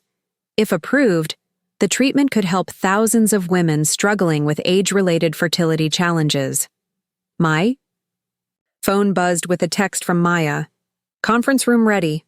Investors arriving in 10. I gathered my presentation materials, smoothing my blazer as I headed down the hallway. Today marked a significant milestone, our first major funding pitch since accepting Richard Blackwood's research grant 6 months ago. The money had come with no strings attached, just as he'd promised. No Blackwood name on our papers, no corporate oversight, simply financial support for work he believed in. The relationship we'd established was tentative and primarily conducted through Margaret, who had become an unexpected ally in navigating the complicated family dynamics. Richard's health had improved, though he'd stepped back from day-to-day operations at Blackwood Pharmaceuticals, appointing Andrew as interim CEO during his recovery. Andrew. The thought of him still evoked a complex swirl of emotions. We'd settled into a careful friendship over the past year, monthly coffee meetings to discuss research and occasionally, cautiously, our lives. The biological reality of our connection couldn't erase the years we'd spent as partners, but it had transformed our relationship into something unique, indefinable by conventional terms. There you are, Maya said, meeting me outside the conference room. The Boston General representatives just arrived. Dr. Iyer is already inside with them. I nodded, centering myself before opening the door. Let's change some lives today. The presentation went smoothly, my confidence growing with each slide. This was the work I was meant to do, not producing an heir for a pharmaceutical dynasty, but creating science that could help people build families on their own terms. Your protocol could revolutionize treatment options for women over 40, Dr. Peterson from Boston General said as the presentation concluded. We'd like to offer our hospital as an additional clinical trial site, pending final approval. We would welcome the collaboration, I replied, exchanging pleased glances with Dr. Iyer. As the meeting dispersed, my phone buzzed with a text from Kate. Don't forget dinner tonight. 7 p.m. Mom's bringing David. I smiled, grateful for the reminder. My mother had been dating David, a kind-hearted literature professor, for several months. Though initial family gatherings had been strained by the weight of revealed secrets, we'd gradually established a new normal, one based on honesty rather than comfortable fictions. The afternoon passed quickly in a flurry of emails and lab work. As I prepared to leave for the day, a knock at my office door made me look up. Andrew stood in the doorway, snow dusting his dark coat. We hadn't scheduled a meeting, and his unexpected appearance sent a ripple of concern through me. Andrew? Is everything okay? Your father? Dad's fine, he assured me quickly. Stubbornly trying to micromanage from home, but physically recovering well. He hesitated. I was hoping to catch you before you left. Do you have a few minutes? I glanced at my watch. I had time before dinner with Kate and my mother. Of course. Come in. Andrew settled into the chair across from my desk, removing his coat. There was a nervousness to his movements that I hadn't seen before. I have news, he said finally. 2 pieces, actually. One professional, one personal. I steeled myself, unsure what to expect. Professional first? He nodded. The board has made me permanent CEO of Blackwood Pharmaceuticals. Dad's officially retiring, though he'll remain chairman. Congratulations, I said sincerely. Despite everything, I knew how hard Andrew had worked for this position. That's a significant achievement. Thank you. He fidgeted slightly. It comes with some changes. I'll be relocating back to Boston permanently. The company is establishing our research headquarters here, closer to the medical and academic community. The news shouldn't have affected me as it did. Andrew had been visiting Boston regularly over the past year. Permanent proximity shouldn't feel so different. Yet something shifted in the air between us. That makes sense strategically, I said, keeping my tone neutral. Boston's becoming a biotech hub. That's the rational explanation I gave the board.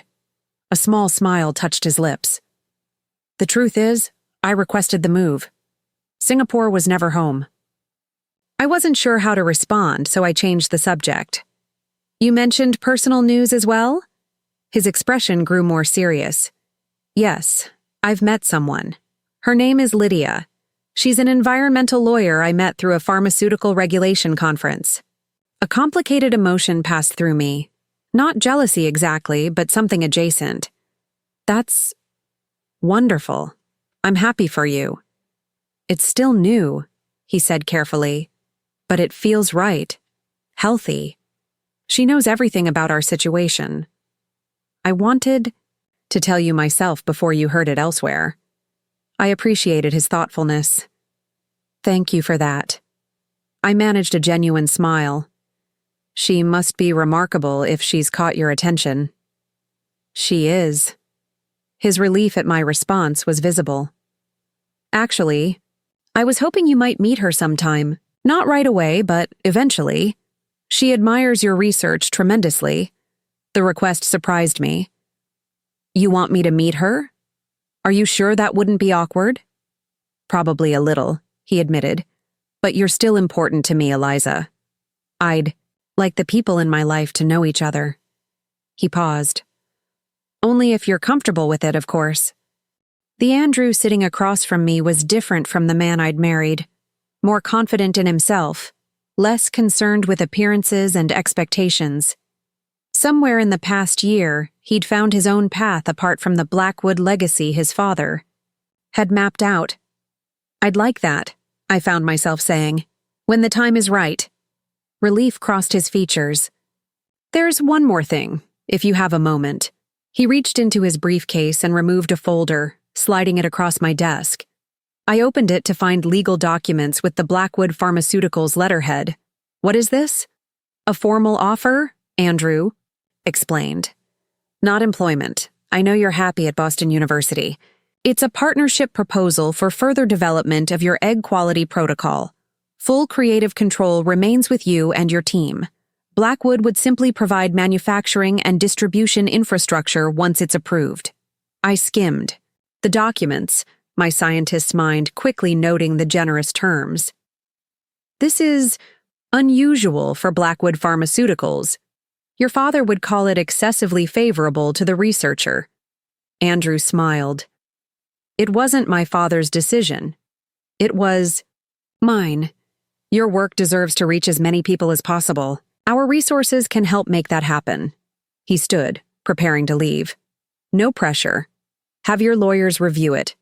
If it doesn't feel right, we'll understand. As he moved toward the door, I called after him.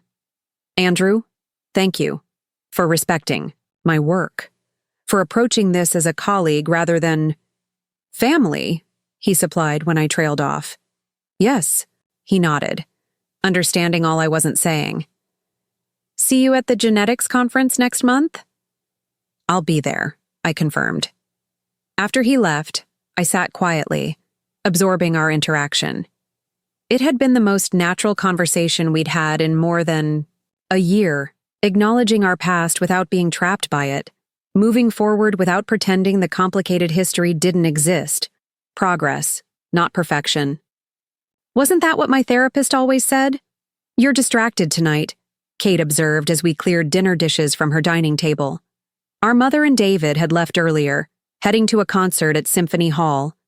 Just processing some things, I replied, loading plates into the dishwasher. Andrew came by my office today. Kate raised an eyebrow. And? He's moving back to Boston, permanently, as CEO of Blackwood Pharmaceuticals. I arranged silverware in the utensil basket with unnecessary precision. And he's dating someone, an environmental lawyer named Lydia. Kate leaned against the counter. How do you feel about that? I considered the question, grateful for my sister's directness. Complicated, not jealous exactly. Maybe relieved that he's moving forward, that we both are. That makes sense? She handed me a wine glass to add to the dishwasher. And the CEO position? That puts him directly in his father's former role. He's not his father, I said, surprising myself with the immediacy of my defense. He's learned from what happened. He's different now. Kate studied me thoughtfully. You've forgiven him, haven't you? Not just Andrew, Richard too. Had I? The realization settled slowly. Not completely, but I'm getting there. I closed the dishwasher and turned to face her. Holding on to anger was exhausting, Kate. It wasn't hurting them anymore. Just me. She pulled me into a hug. I'm proud of you, you know that? Most people wouldn't have handled any of this with the grace you've shown. Grace is a generous word for stumbling forward and trying not to completely fall apart.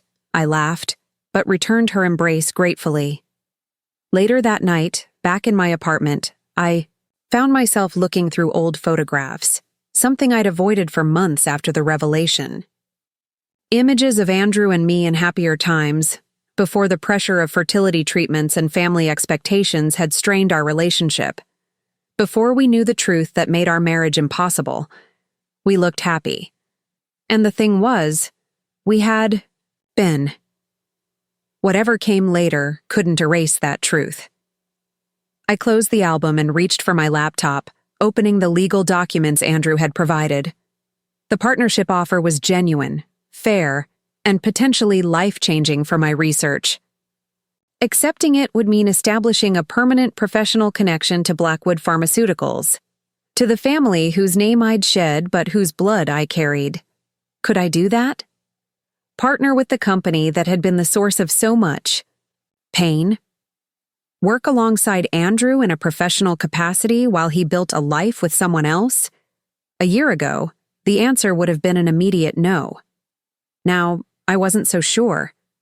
Perhaps this was what moving forward truly looked like, not erasing the past, but building something new alongside it. I closed the document without deciding. Some choices deserved a night's sleep, at least. The genetics conference bustled with activity, hundreds of researchers from around the world gathering to share innovations and advancements. My presentation on the egg quality enhancement protocol was scheduled for the afternoon, and nervous. Energy had me reviewing my slides repeatedly despite knowing them by heart. Dr. Chen, a warm voice interrupted my preparations. Your research abstract was the highlight of the conference program. I looked up to find a distinguished woman in her 60s smiling at me. Dr. Harrison, it's an honor to meet you. Your work on genetic markers has been foundational to my research. I'd love to discuss your protocol in more detail, she said. Perhaps over coffee after your presentation. I'd be delighted, I replied, trying not to sound overly enthusiastic at the prospect of meeting with one of the field's most respected geneticists. As Dr. Harrison moved on to greet other attendees, I noticed Andrew entering the presentation, hall with a tall woman with curly auburn hair, Lydia, I presumed. They were engaged in animated conversation, her hands moving expressively as she spoke. The ease between them was apparent even from a distance. Andrew caught my eye and smiled, giving a small wave before finding seats near the middle of the room. He'd mentioned attending my presentation, but seeing him there, supporting my work even after everything, brought an unexpected lump to my throat. When my turn at the podium came, I found my nervousness replaced by confidence. This was my research, my passion, my contribution to helping others overcome infertility. The irony wasn't lost on me, that my own inability to conceive with Andrew had ultimately led me to develop treatments that could help countless others, create families. The early clinical trials show a 42% improvement in viable egg quality among women ages 38 to 45, I explained, advancing to a slide showing comparative microscopy images. This represents a significant advancement over current treatment protocols, particularly for women with diminished ovarian reserve. As I fielded questions from the audience, I noticed Andrew nodding encouragingly. Beside him, Lydia was taking notes, genuinely engaged in the scientific discussion. The final question came from a fertility specialist in Toronto. Dr. Chen, the results are remarkable. What inspired this particular research direction? For a moment, I considered the professional answer, something about gaps in current treatment options or academic interest in cellular regeneration. Instead, I opted for honesty. Personal experience, I replied. I struggled with fertility issues myself. That journey showed me how much room for improvement exists in current treatments, particularly for women over 35. Afterward, as attendees mingled during the coffee break, Andrew approached with Lydia beside him. That was brilliant, he said sincerely. The questions couldn't even find a weak spot in your methodology. Thank you. I turned to his companion. You must be Lydia. Andrew's mentioned you.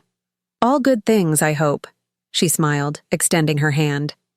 Your presentation was fascinating. I'm not a scientist by training, but the implications for reproductive rights and access to fertility treatments dovetail with my legal advocacy work. Her genuine enthusiasm was disarming. In another life, under different circumstances, we might have become friends easily. Eliza, Andrew said, a note of pride in his voice. Lydia has been working with a nonprofit that helps provide fertility treatments to underserved communities. I thought there might be potential synergy with your research once the protocol is approved. The thoughtfulness of the connection touched me. I'd be very interested in discussing that further. Accessibility has been a key concern in developing this treatment. Our conversation flowed surprisingly easily, shifting between professional topics and more casual exchanges. Watching Andrew with Lydia, I could see how well they complemented each other. Her passionate advocacy balancing his strategic thinking, her expressiveness drawing out his more reserved nature. "We should let you get to your meeting with Dr. Harrison," Andrew said finally, noticing the renowned geneticist waiting nearby. "But perhaps we could all have dinner sometime?" "I'd like that," I replied, meaning it. As I walked away to join Dr. Harrison, a sense of peaceful closure settled over me. Andrew and I had loved each other deeply once. That love had been real, even if it was ultimately impossible. Seeing him happy with someone else didn't diminish what we'd shared. It simply confirmed that life continued, that healing was possible. Doctor. Harrison and I found a quiet corner of the conference center cafe to discuss potential collaboration on genetic marker research. As she described her latest findings, my mind remained partially on the interaction with Andrew and Lydia. "Dr. Chen?" Dr. Harrison's voice brought me back to our conversation. "You seem deep in thought." "I apologize," I said. "Your research is fascinating. I was just processing some personal developments as well." She smiled kindly. "The science is always intertwined with our personal journeys, isn't it? That's what makes it meaningful." Her words resonated deeply.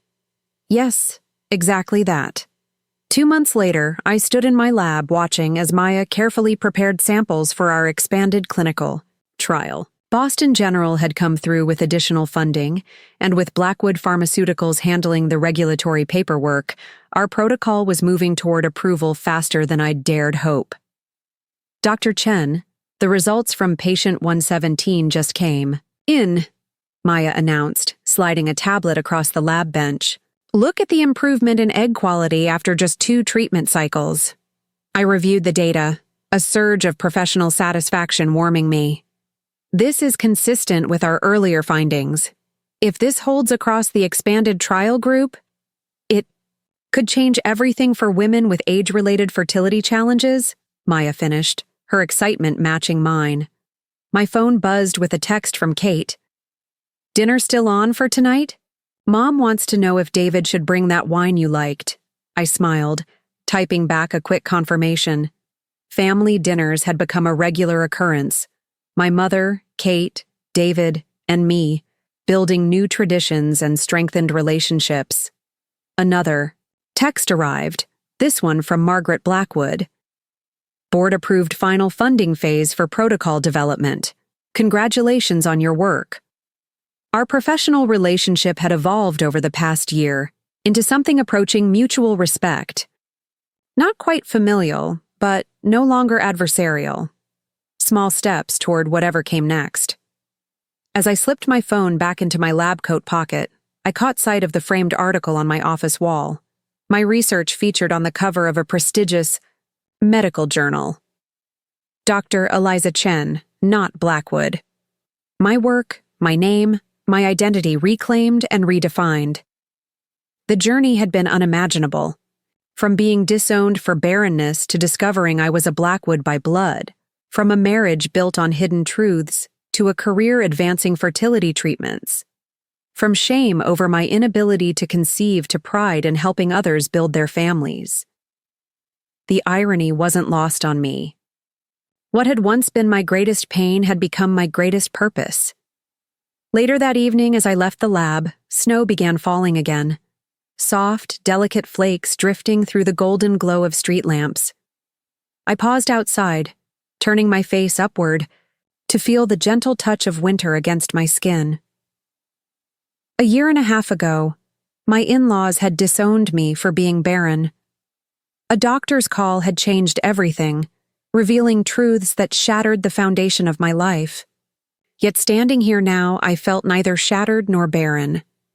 My life had proven fertile in ways I never anticipated, rich with meaningful work, genuine relationships, and hard-won wisdom.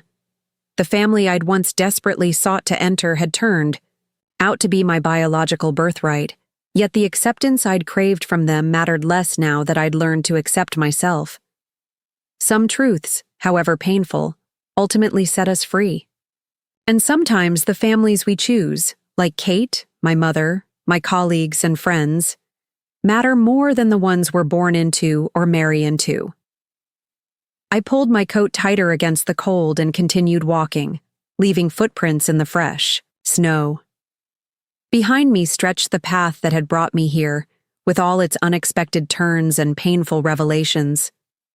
Ahead lay a future I was finally ready to embrace. One step, one choice, one day at a time. Spring in Boston arrived with an explosion of cherry blossoms and renewed energy across the city. 2 years had passed since the revelation that transformed my life. My egg quality enhancement protocol, now officially named Chen-Net therapy, had completed its final clinical trials with results that exceeded even our most optimistic projections. FDA approval was pending, with all indicators suggesting a favorable outcome. The partnership with Blackwood Pharmaceuticals had proven surprisingly beneficial. Andrew had kept his word about creative control, allowing my team to direct the research, while his company provided the infrastructure and regulatory expertise to move toward commercial availability. "Dr. Chen, they're ready for you," my assistant called, interrupting my momentary reflection.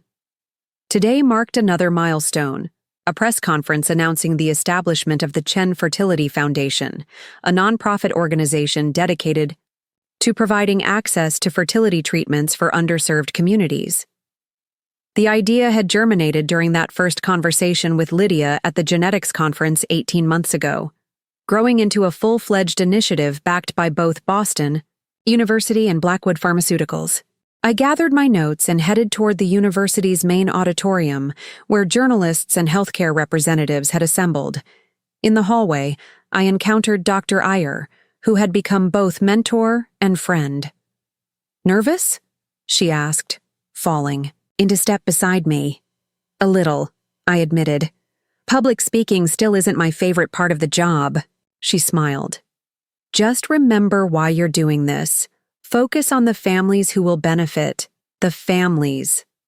That had become my driving purpose, helping others create the families they desired, in whatever form that took. The irony of my own complicated family situation wasn't lost on me, but it had ceased to feel like a bitter joke and more like a strange kind of gift. My personal struggle had opened a path I might never have discovered otherwise. The auditorium quieted as I approached the podium. Cameras flashed, and I spotted familiar faces in the audience: Maya and our research team, Kate with her new fiancé James, my mother with David, now her husband of 6 months. In the back row sat Andrew and Lydia, their presence a quiet show of support. "Thank you all for coming today," I began, finding my voice. 2 years ago, I was a researcher working on fertility treatments because of personal experience with infertility. Today, I'm proud to announce that Chen-Net therapy has completed clinical trials with a 47% success rate in women aged 38 to 45 with diminished ovarian reserve, more than double the effectiveness of current standard treatments. Applause interrupted briefly before I continued. But medical advancement means little if it's not accessible to those who need it most. That's why today, we're launching the Chen Fertility Foundation with initial funding of $20 million to ensure that financial circumstances don't determine who can access these treatments. As I outlined the foundation's mission and structure, I felt a surprising sense of completion. This wasn't just about research anymore. It was about transformation, taking pain and creating purpose, taking exclusion and creating inclusion. After the formal presentation, I moved through the reception, accepting congratulations and answering questions from journalists. Eventually, I found myself face to face with Andrew and Lydia. "This is incredible," Work, Eliza, Lydia said warmly. The Foundation's mission aligns perfectly with the advocacy I've been doing. That's not coincidental, I smiled. Our conversation at the genetics conference planted the seed for this. Andrew nodded. The board was unanimously supportive of the partnership. Even my father called it strategically and ethically sound. High. Praise from Richard Blackwood. The mention of Richard no longer caused the visceral reaction it once had. Over the past year, we'd established a cautious relationship. Not quite father and daughter, but something more complex and nuanced. Monthly lunch meetings, strictly professional at first, had gradually included personal topics. He'd never be the father figure John Chen had been to me, but he had become someone I could respect, if not entirely forgive. "How is your father?" I asked, stubbornly attempting to micromanage his retirement. Andrew replied with a wry smile.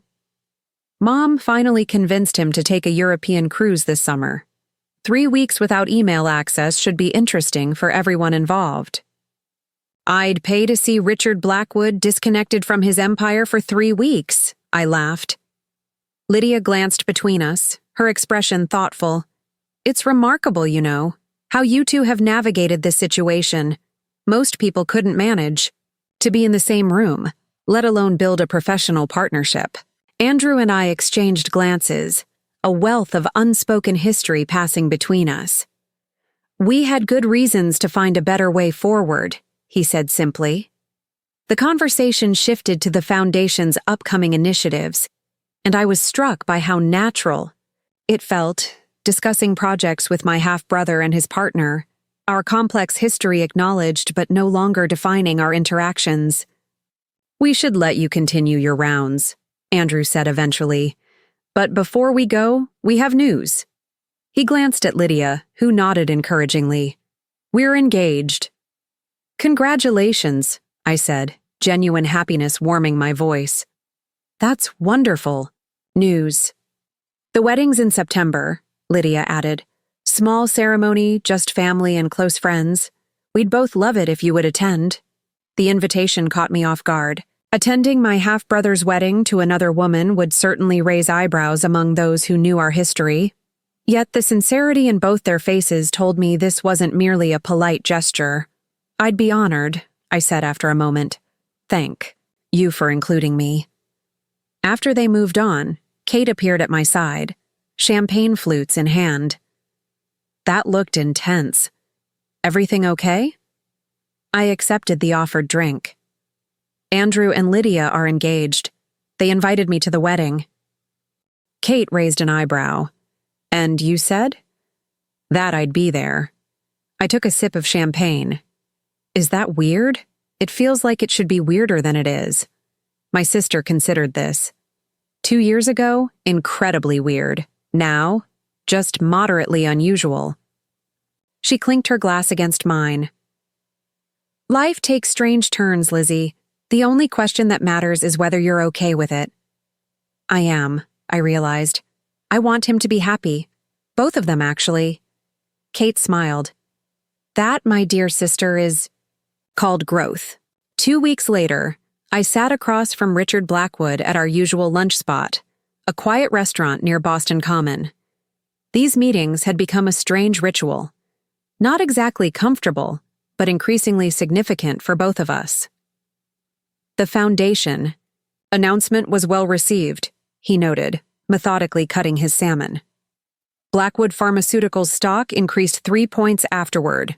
Even now, he viewed most developments through the lens of business impact. Some things never changed. The Foundation matters beyond stock prices, Richard, I replied, using his first name as I'd done since we began these meetings. Never, Dad.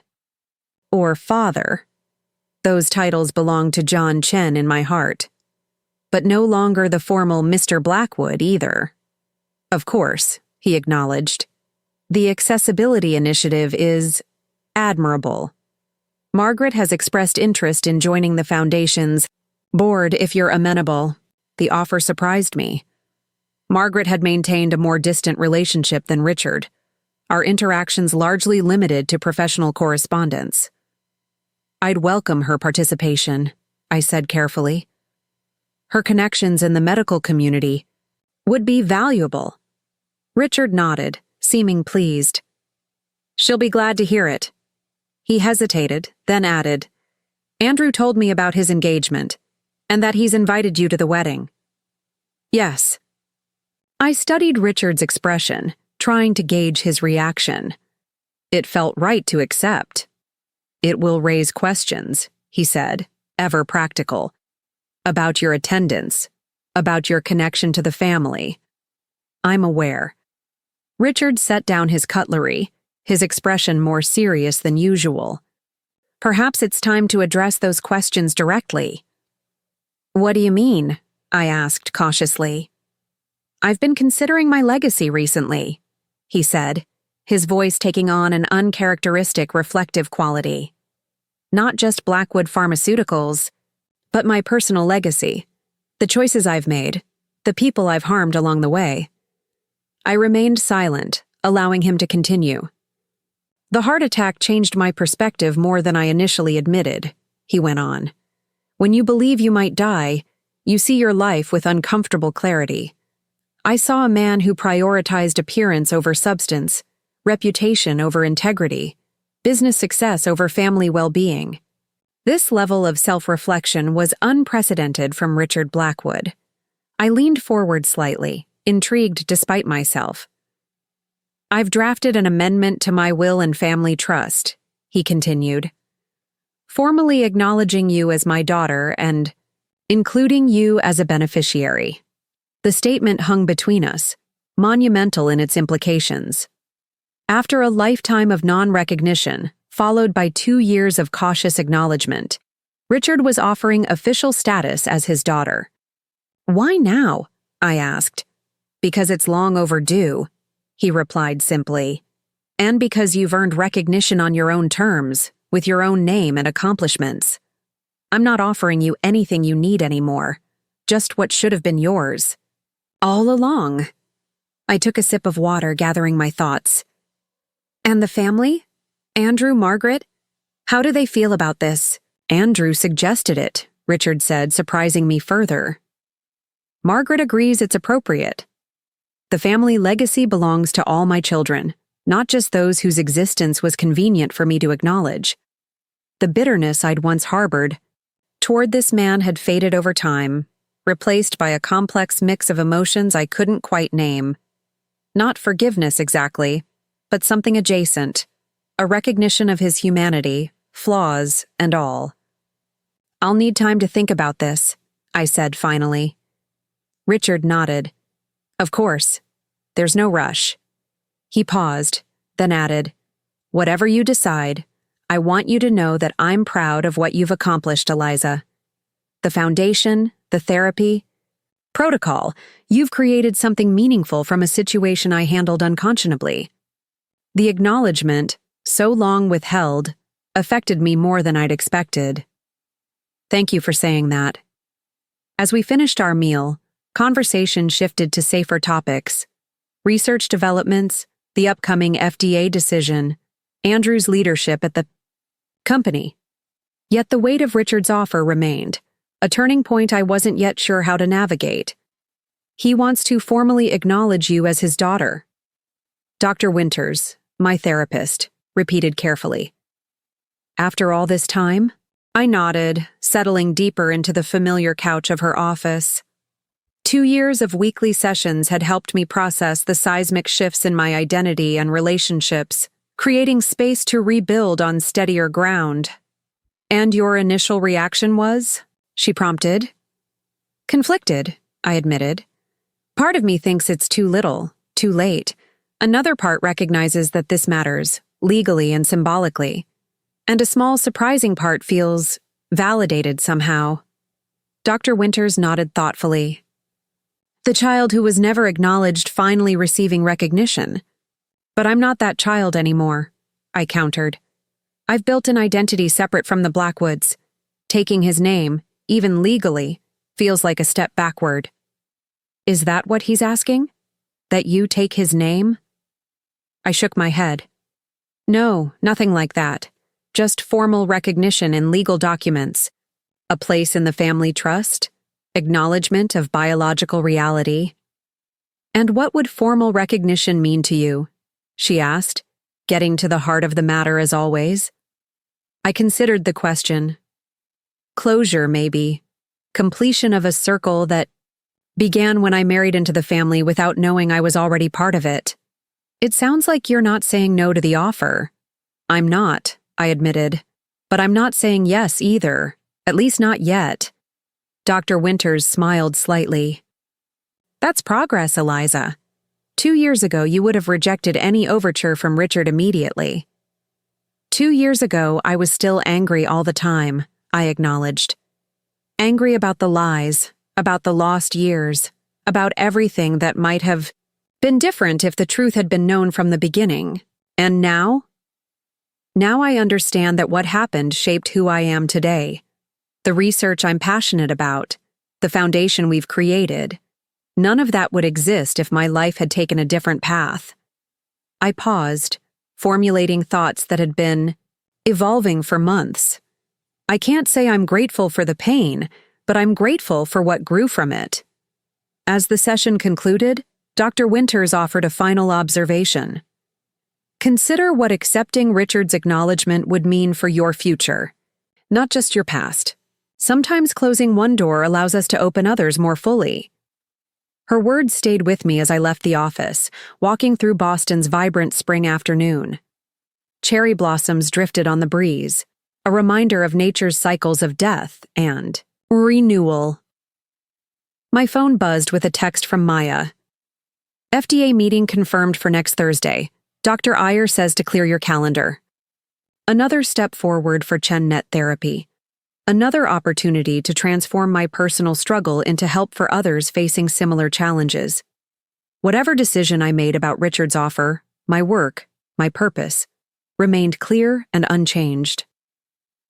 Second text appeared, this one from Kate. "Dinner tonight? Mom and David want to discuss something important." I texted back my confirmation, curiosity piqued. My mother had been happier in her marriage to David than I'd seen her since before my father died. They'd built a life together that seemed to fulfill them both deeply. "Pregnant?" I repeated, staring at my mother in astonishment. "You're pregnant? At 55? We sat around Kate's dining table, the remains of dinner pushed aside as my mother and David shared their unexpected news. With "Help!" my mother clarified, her expression a mix of embarrassment and joy. "We used an egg donor, and your protocol, actually, to improve implantation odds." The revelation stunned me into momentary silence. My mother, who had kept the secret of my biological father for 35 years, was now openly discussing using fertility treatments to have a child with her new husband. "I know it's unusual at my age," she continued into the silence. "But David never had children, and after seeing how your research was helping so many women..." She reached for her husband's hand. "We decided to try. The doctors gave us slim odds, but it worked on the second attempt." "That's..." I searched for the right word. "Wonderful. Surprising, but wonderful." Kate, recovering from her own shock, raised her wine glass. To new beginnings at any age. As we toasted, I studied my mother's face, alight with a happiness I hadn't seen in decades. The woman who had once been so secretive about her reproductive history was now embracing a new chapter with remarkable courage. "How far along are you?" I asked. 14 weeks, she replied. "We wanted to be sure everything was viable before telling you girls." "Do you know if it's a boy or girl?" Kate asked. David beamed. "A girl. We're naming her Hope." The symbolism wasn't subtle, but it felt appropriate nonetheless. Hope, new beginnings, second chances. Later, as we shared dessert, my mother drew me aside. "There's something else I wanted to tell you, something David and I have discussed extensively." Her serious tone made me nervous. "Is everything okay with the pregnancy?" "Yes, everything's perfect," she assured me. "This is about you, Eliza, about your biological father, The subject still created an instinctive tension between us, though we'd worked through much of our pain in family therapy sessions over the past 2 years. "Richard has approached me about formally acknowledging you," she said. "He wanted my perspective before proceeding. I hadn't expected this, that Richard would consult my mother about his plans." "What did you tell him?" "That it should be entirely your decision." She hesitated, but I also told him that John would have approved. "Dad?" I was startled by the mention of the man who had raised me. Why would he approve of Richard acknowledging me now? My mother's eyes grew distant with memory. John always said that truth eventually finds its way to the surface, and that when it does, we should embrace it rather than fight it. He knew you weren't biologically his, Eliza. He chose to be your father anyway, and he never regretted that choice for a moment. The revelation struck me deeply. I'd always assumed my father had believed himself to be my biological parent, that my mother's secret had been kept from him as well. "He knew?" I whispered. She nodded. "From the beginning. When we met, I was already pregnant. I told him everything about my relationship with Richard. John said that some men make children but never become fathers, while others become fathers to children they didn't make." Her voice softened with remembrance. "He said he'd rather be the second kind." Tears welled in my eyes as this new piece of family history settled into place. The father I'd loved, who had guided and supported me until his death when I was 12, had chosen me with full knowledge that I wasn't biologically his. "Why didn't you ever tell me this?" I asked. "Because John wanted it that way," she replied, simply. "He said that knowing he chose to be your father was something you might need someday, but he hoped you never would. He wanted you to feel securely his, without qualification or doubt." As we rejoined the others, my mind spun with this new information. John Chen had chosen me. Richard Blackwood had rejected me, then later claimed me. Both choices had shaped my life in profound ways. That night, after returning to my apartment, I sat at my desk and wrote 2 letters. The first to Richard, accepting his offer of formal acknowledgement, not for what it would give me materially, but for the completion of a truth too long denied. The second letter was to the man who had been my real father in every way that mattered. Dear Dad, I learned today that you chose me knowing I wasn't biologically yours. That knowledge has helped me make peace with a complicated situation. I'm helping people create families now, Dad, just like you created ours, through choice and love rather than just biology. I think you'd be proud. I miss you every day. Your daughter, Eliza. I wouldn't mail the second letter, of course, but writing it felt necessary, an acknowledgement of the man who had shown me what fatherhood truly meant, and whose example had helped me navigate the complex reality of my biological heritage. As I prepared for bed, my phone chimed with a text from an unknown number. "Congratulations on the foundation. Your father would be proud."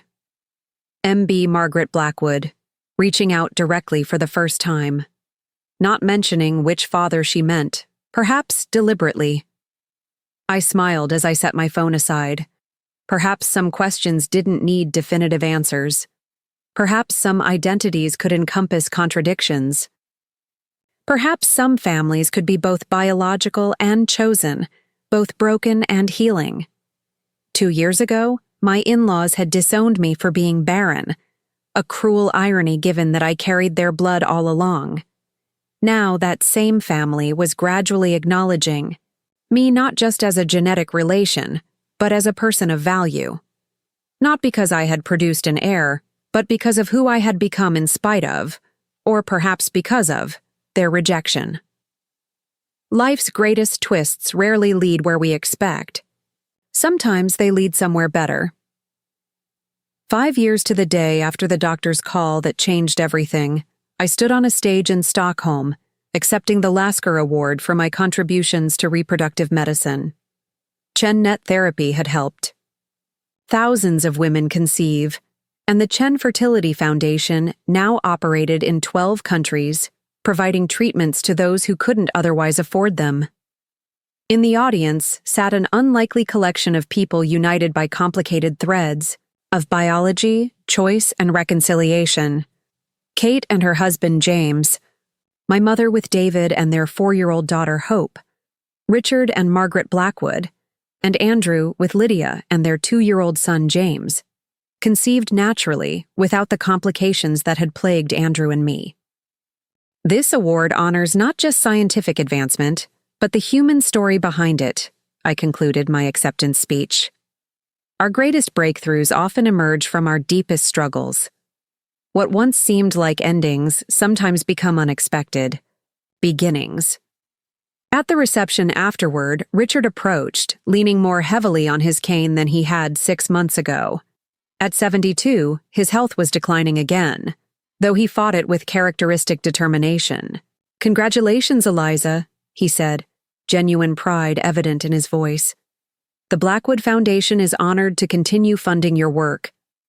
The family trust bearing his name had been restructured 3 years earlier, with a significant portion dedicated to the Fertility Foundation.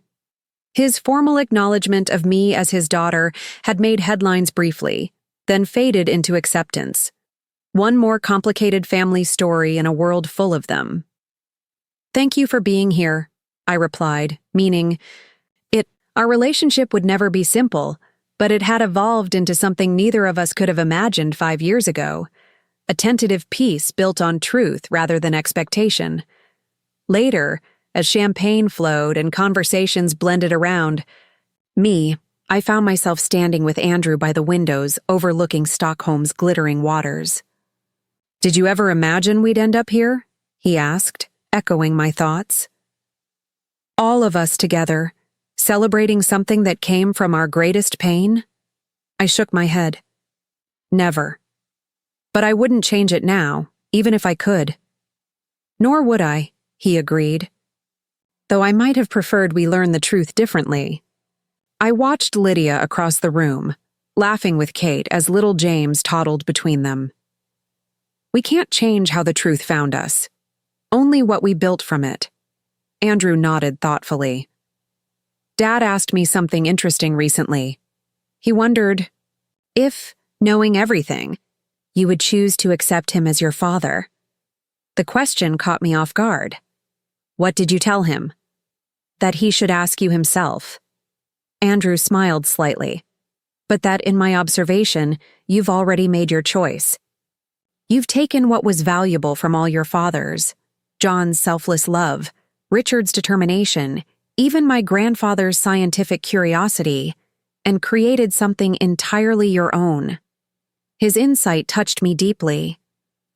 "That's perhaps the wisest thing you've ever said to me?" "Don't sound so surprised," he laughed. "I've grown too." Indeed, he had. The Andrew who had once been caught between his father's expectations and his own desires had found his balance, leading Blackwood Pharmaceuticals with a conscience and vision Richard had never quite managed, building a family with Lydia based on honesty rather than appearance. As the evening concluded, I found a quiet moment with my mother and little Hope, the child who had arrived against all odds, just as I had in a different way, had her mother's smile and David's inquisitive eyes. "She asked about her family tree for school," my mother said softly. I told her it was more like a family forest, branches connecting in unexpected ways, roots intertwining beneath the surface. I smiled at the description. "That's beautiful and accurate." "I've made so many mistakes, Eliza," my mother said, watching Hope charm a waiter for an extra dessert, keeping secrets that should have been told, telling truths that perhaps could have waited.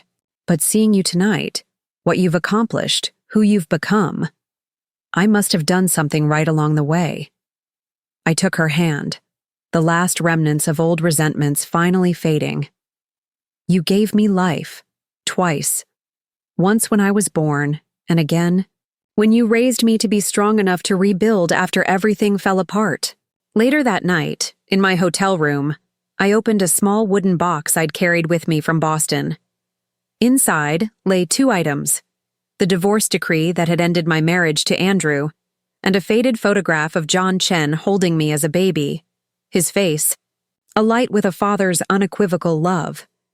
I traced the edges of both documents, physical reminders of the strange journey that had brought me here. The family that had disowned me for being barren had turned out to be my biological relatives all along. The fertility struggle that had nearly broken me had ultimately led to helping thousands of other women conceive. The truth that had shattered my world had eventually made it fuller and more authentic. 5 years ago, I had defined myself by what I lacked: a child, the approval of my in-laws, a clear sense of identity. Now I defined myself by what I had created: medical advancements, a foundation, honest relationships, and a sense of self no longer dependent on others' validation. Margaret had said it best in her surprisingly heartfelt toast earlier tonight. Family is both what we're given and what we choose. Eliza Chen has taught us all that biology is just the beginning of the story, never the end. As I placed the documents back in their box, my phone chimed with a text from Kate. "Breakfast tomorrow before your interview? So proud of you, sis." I smiled and confirmed, setting the phone aside and turning off the lights. Outside my window, Stockholm's lights reflected on dark waters, creating patterns of light and shadow, much like the interplay of genetics and choice, of biology and love, of endings and beginnings that had shaped my unexpected journey. The doctor's call had changed everything, but in the end, I had decided what that change would mean. Up next, you've got 2 more standout stories right on your screen. If this one hit the mark, you won't want to pass these up. Just click and check them out. And don't forget to like, subscribe, and turn on the notification bell so you don't miss any upload from us.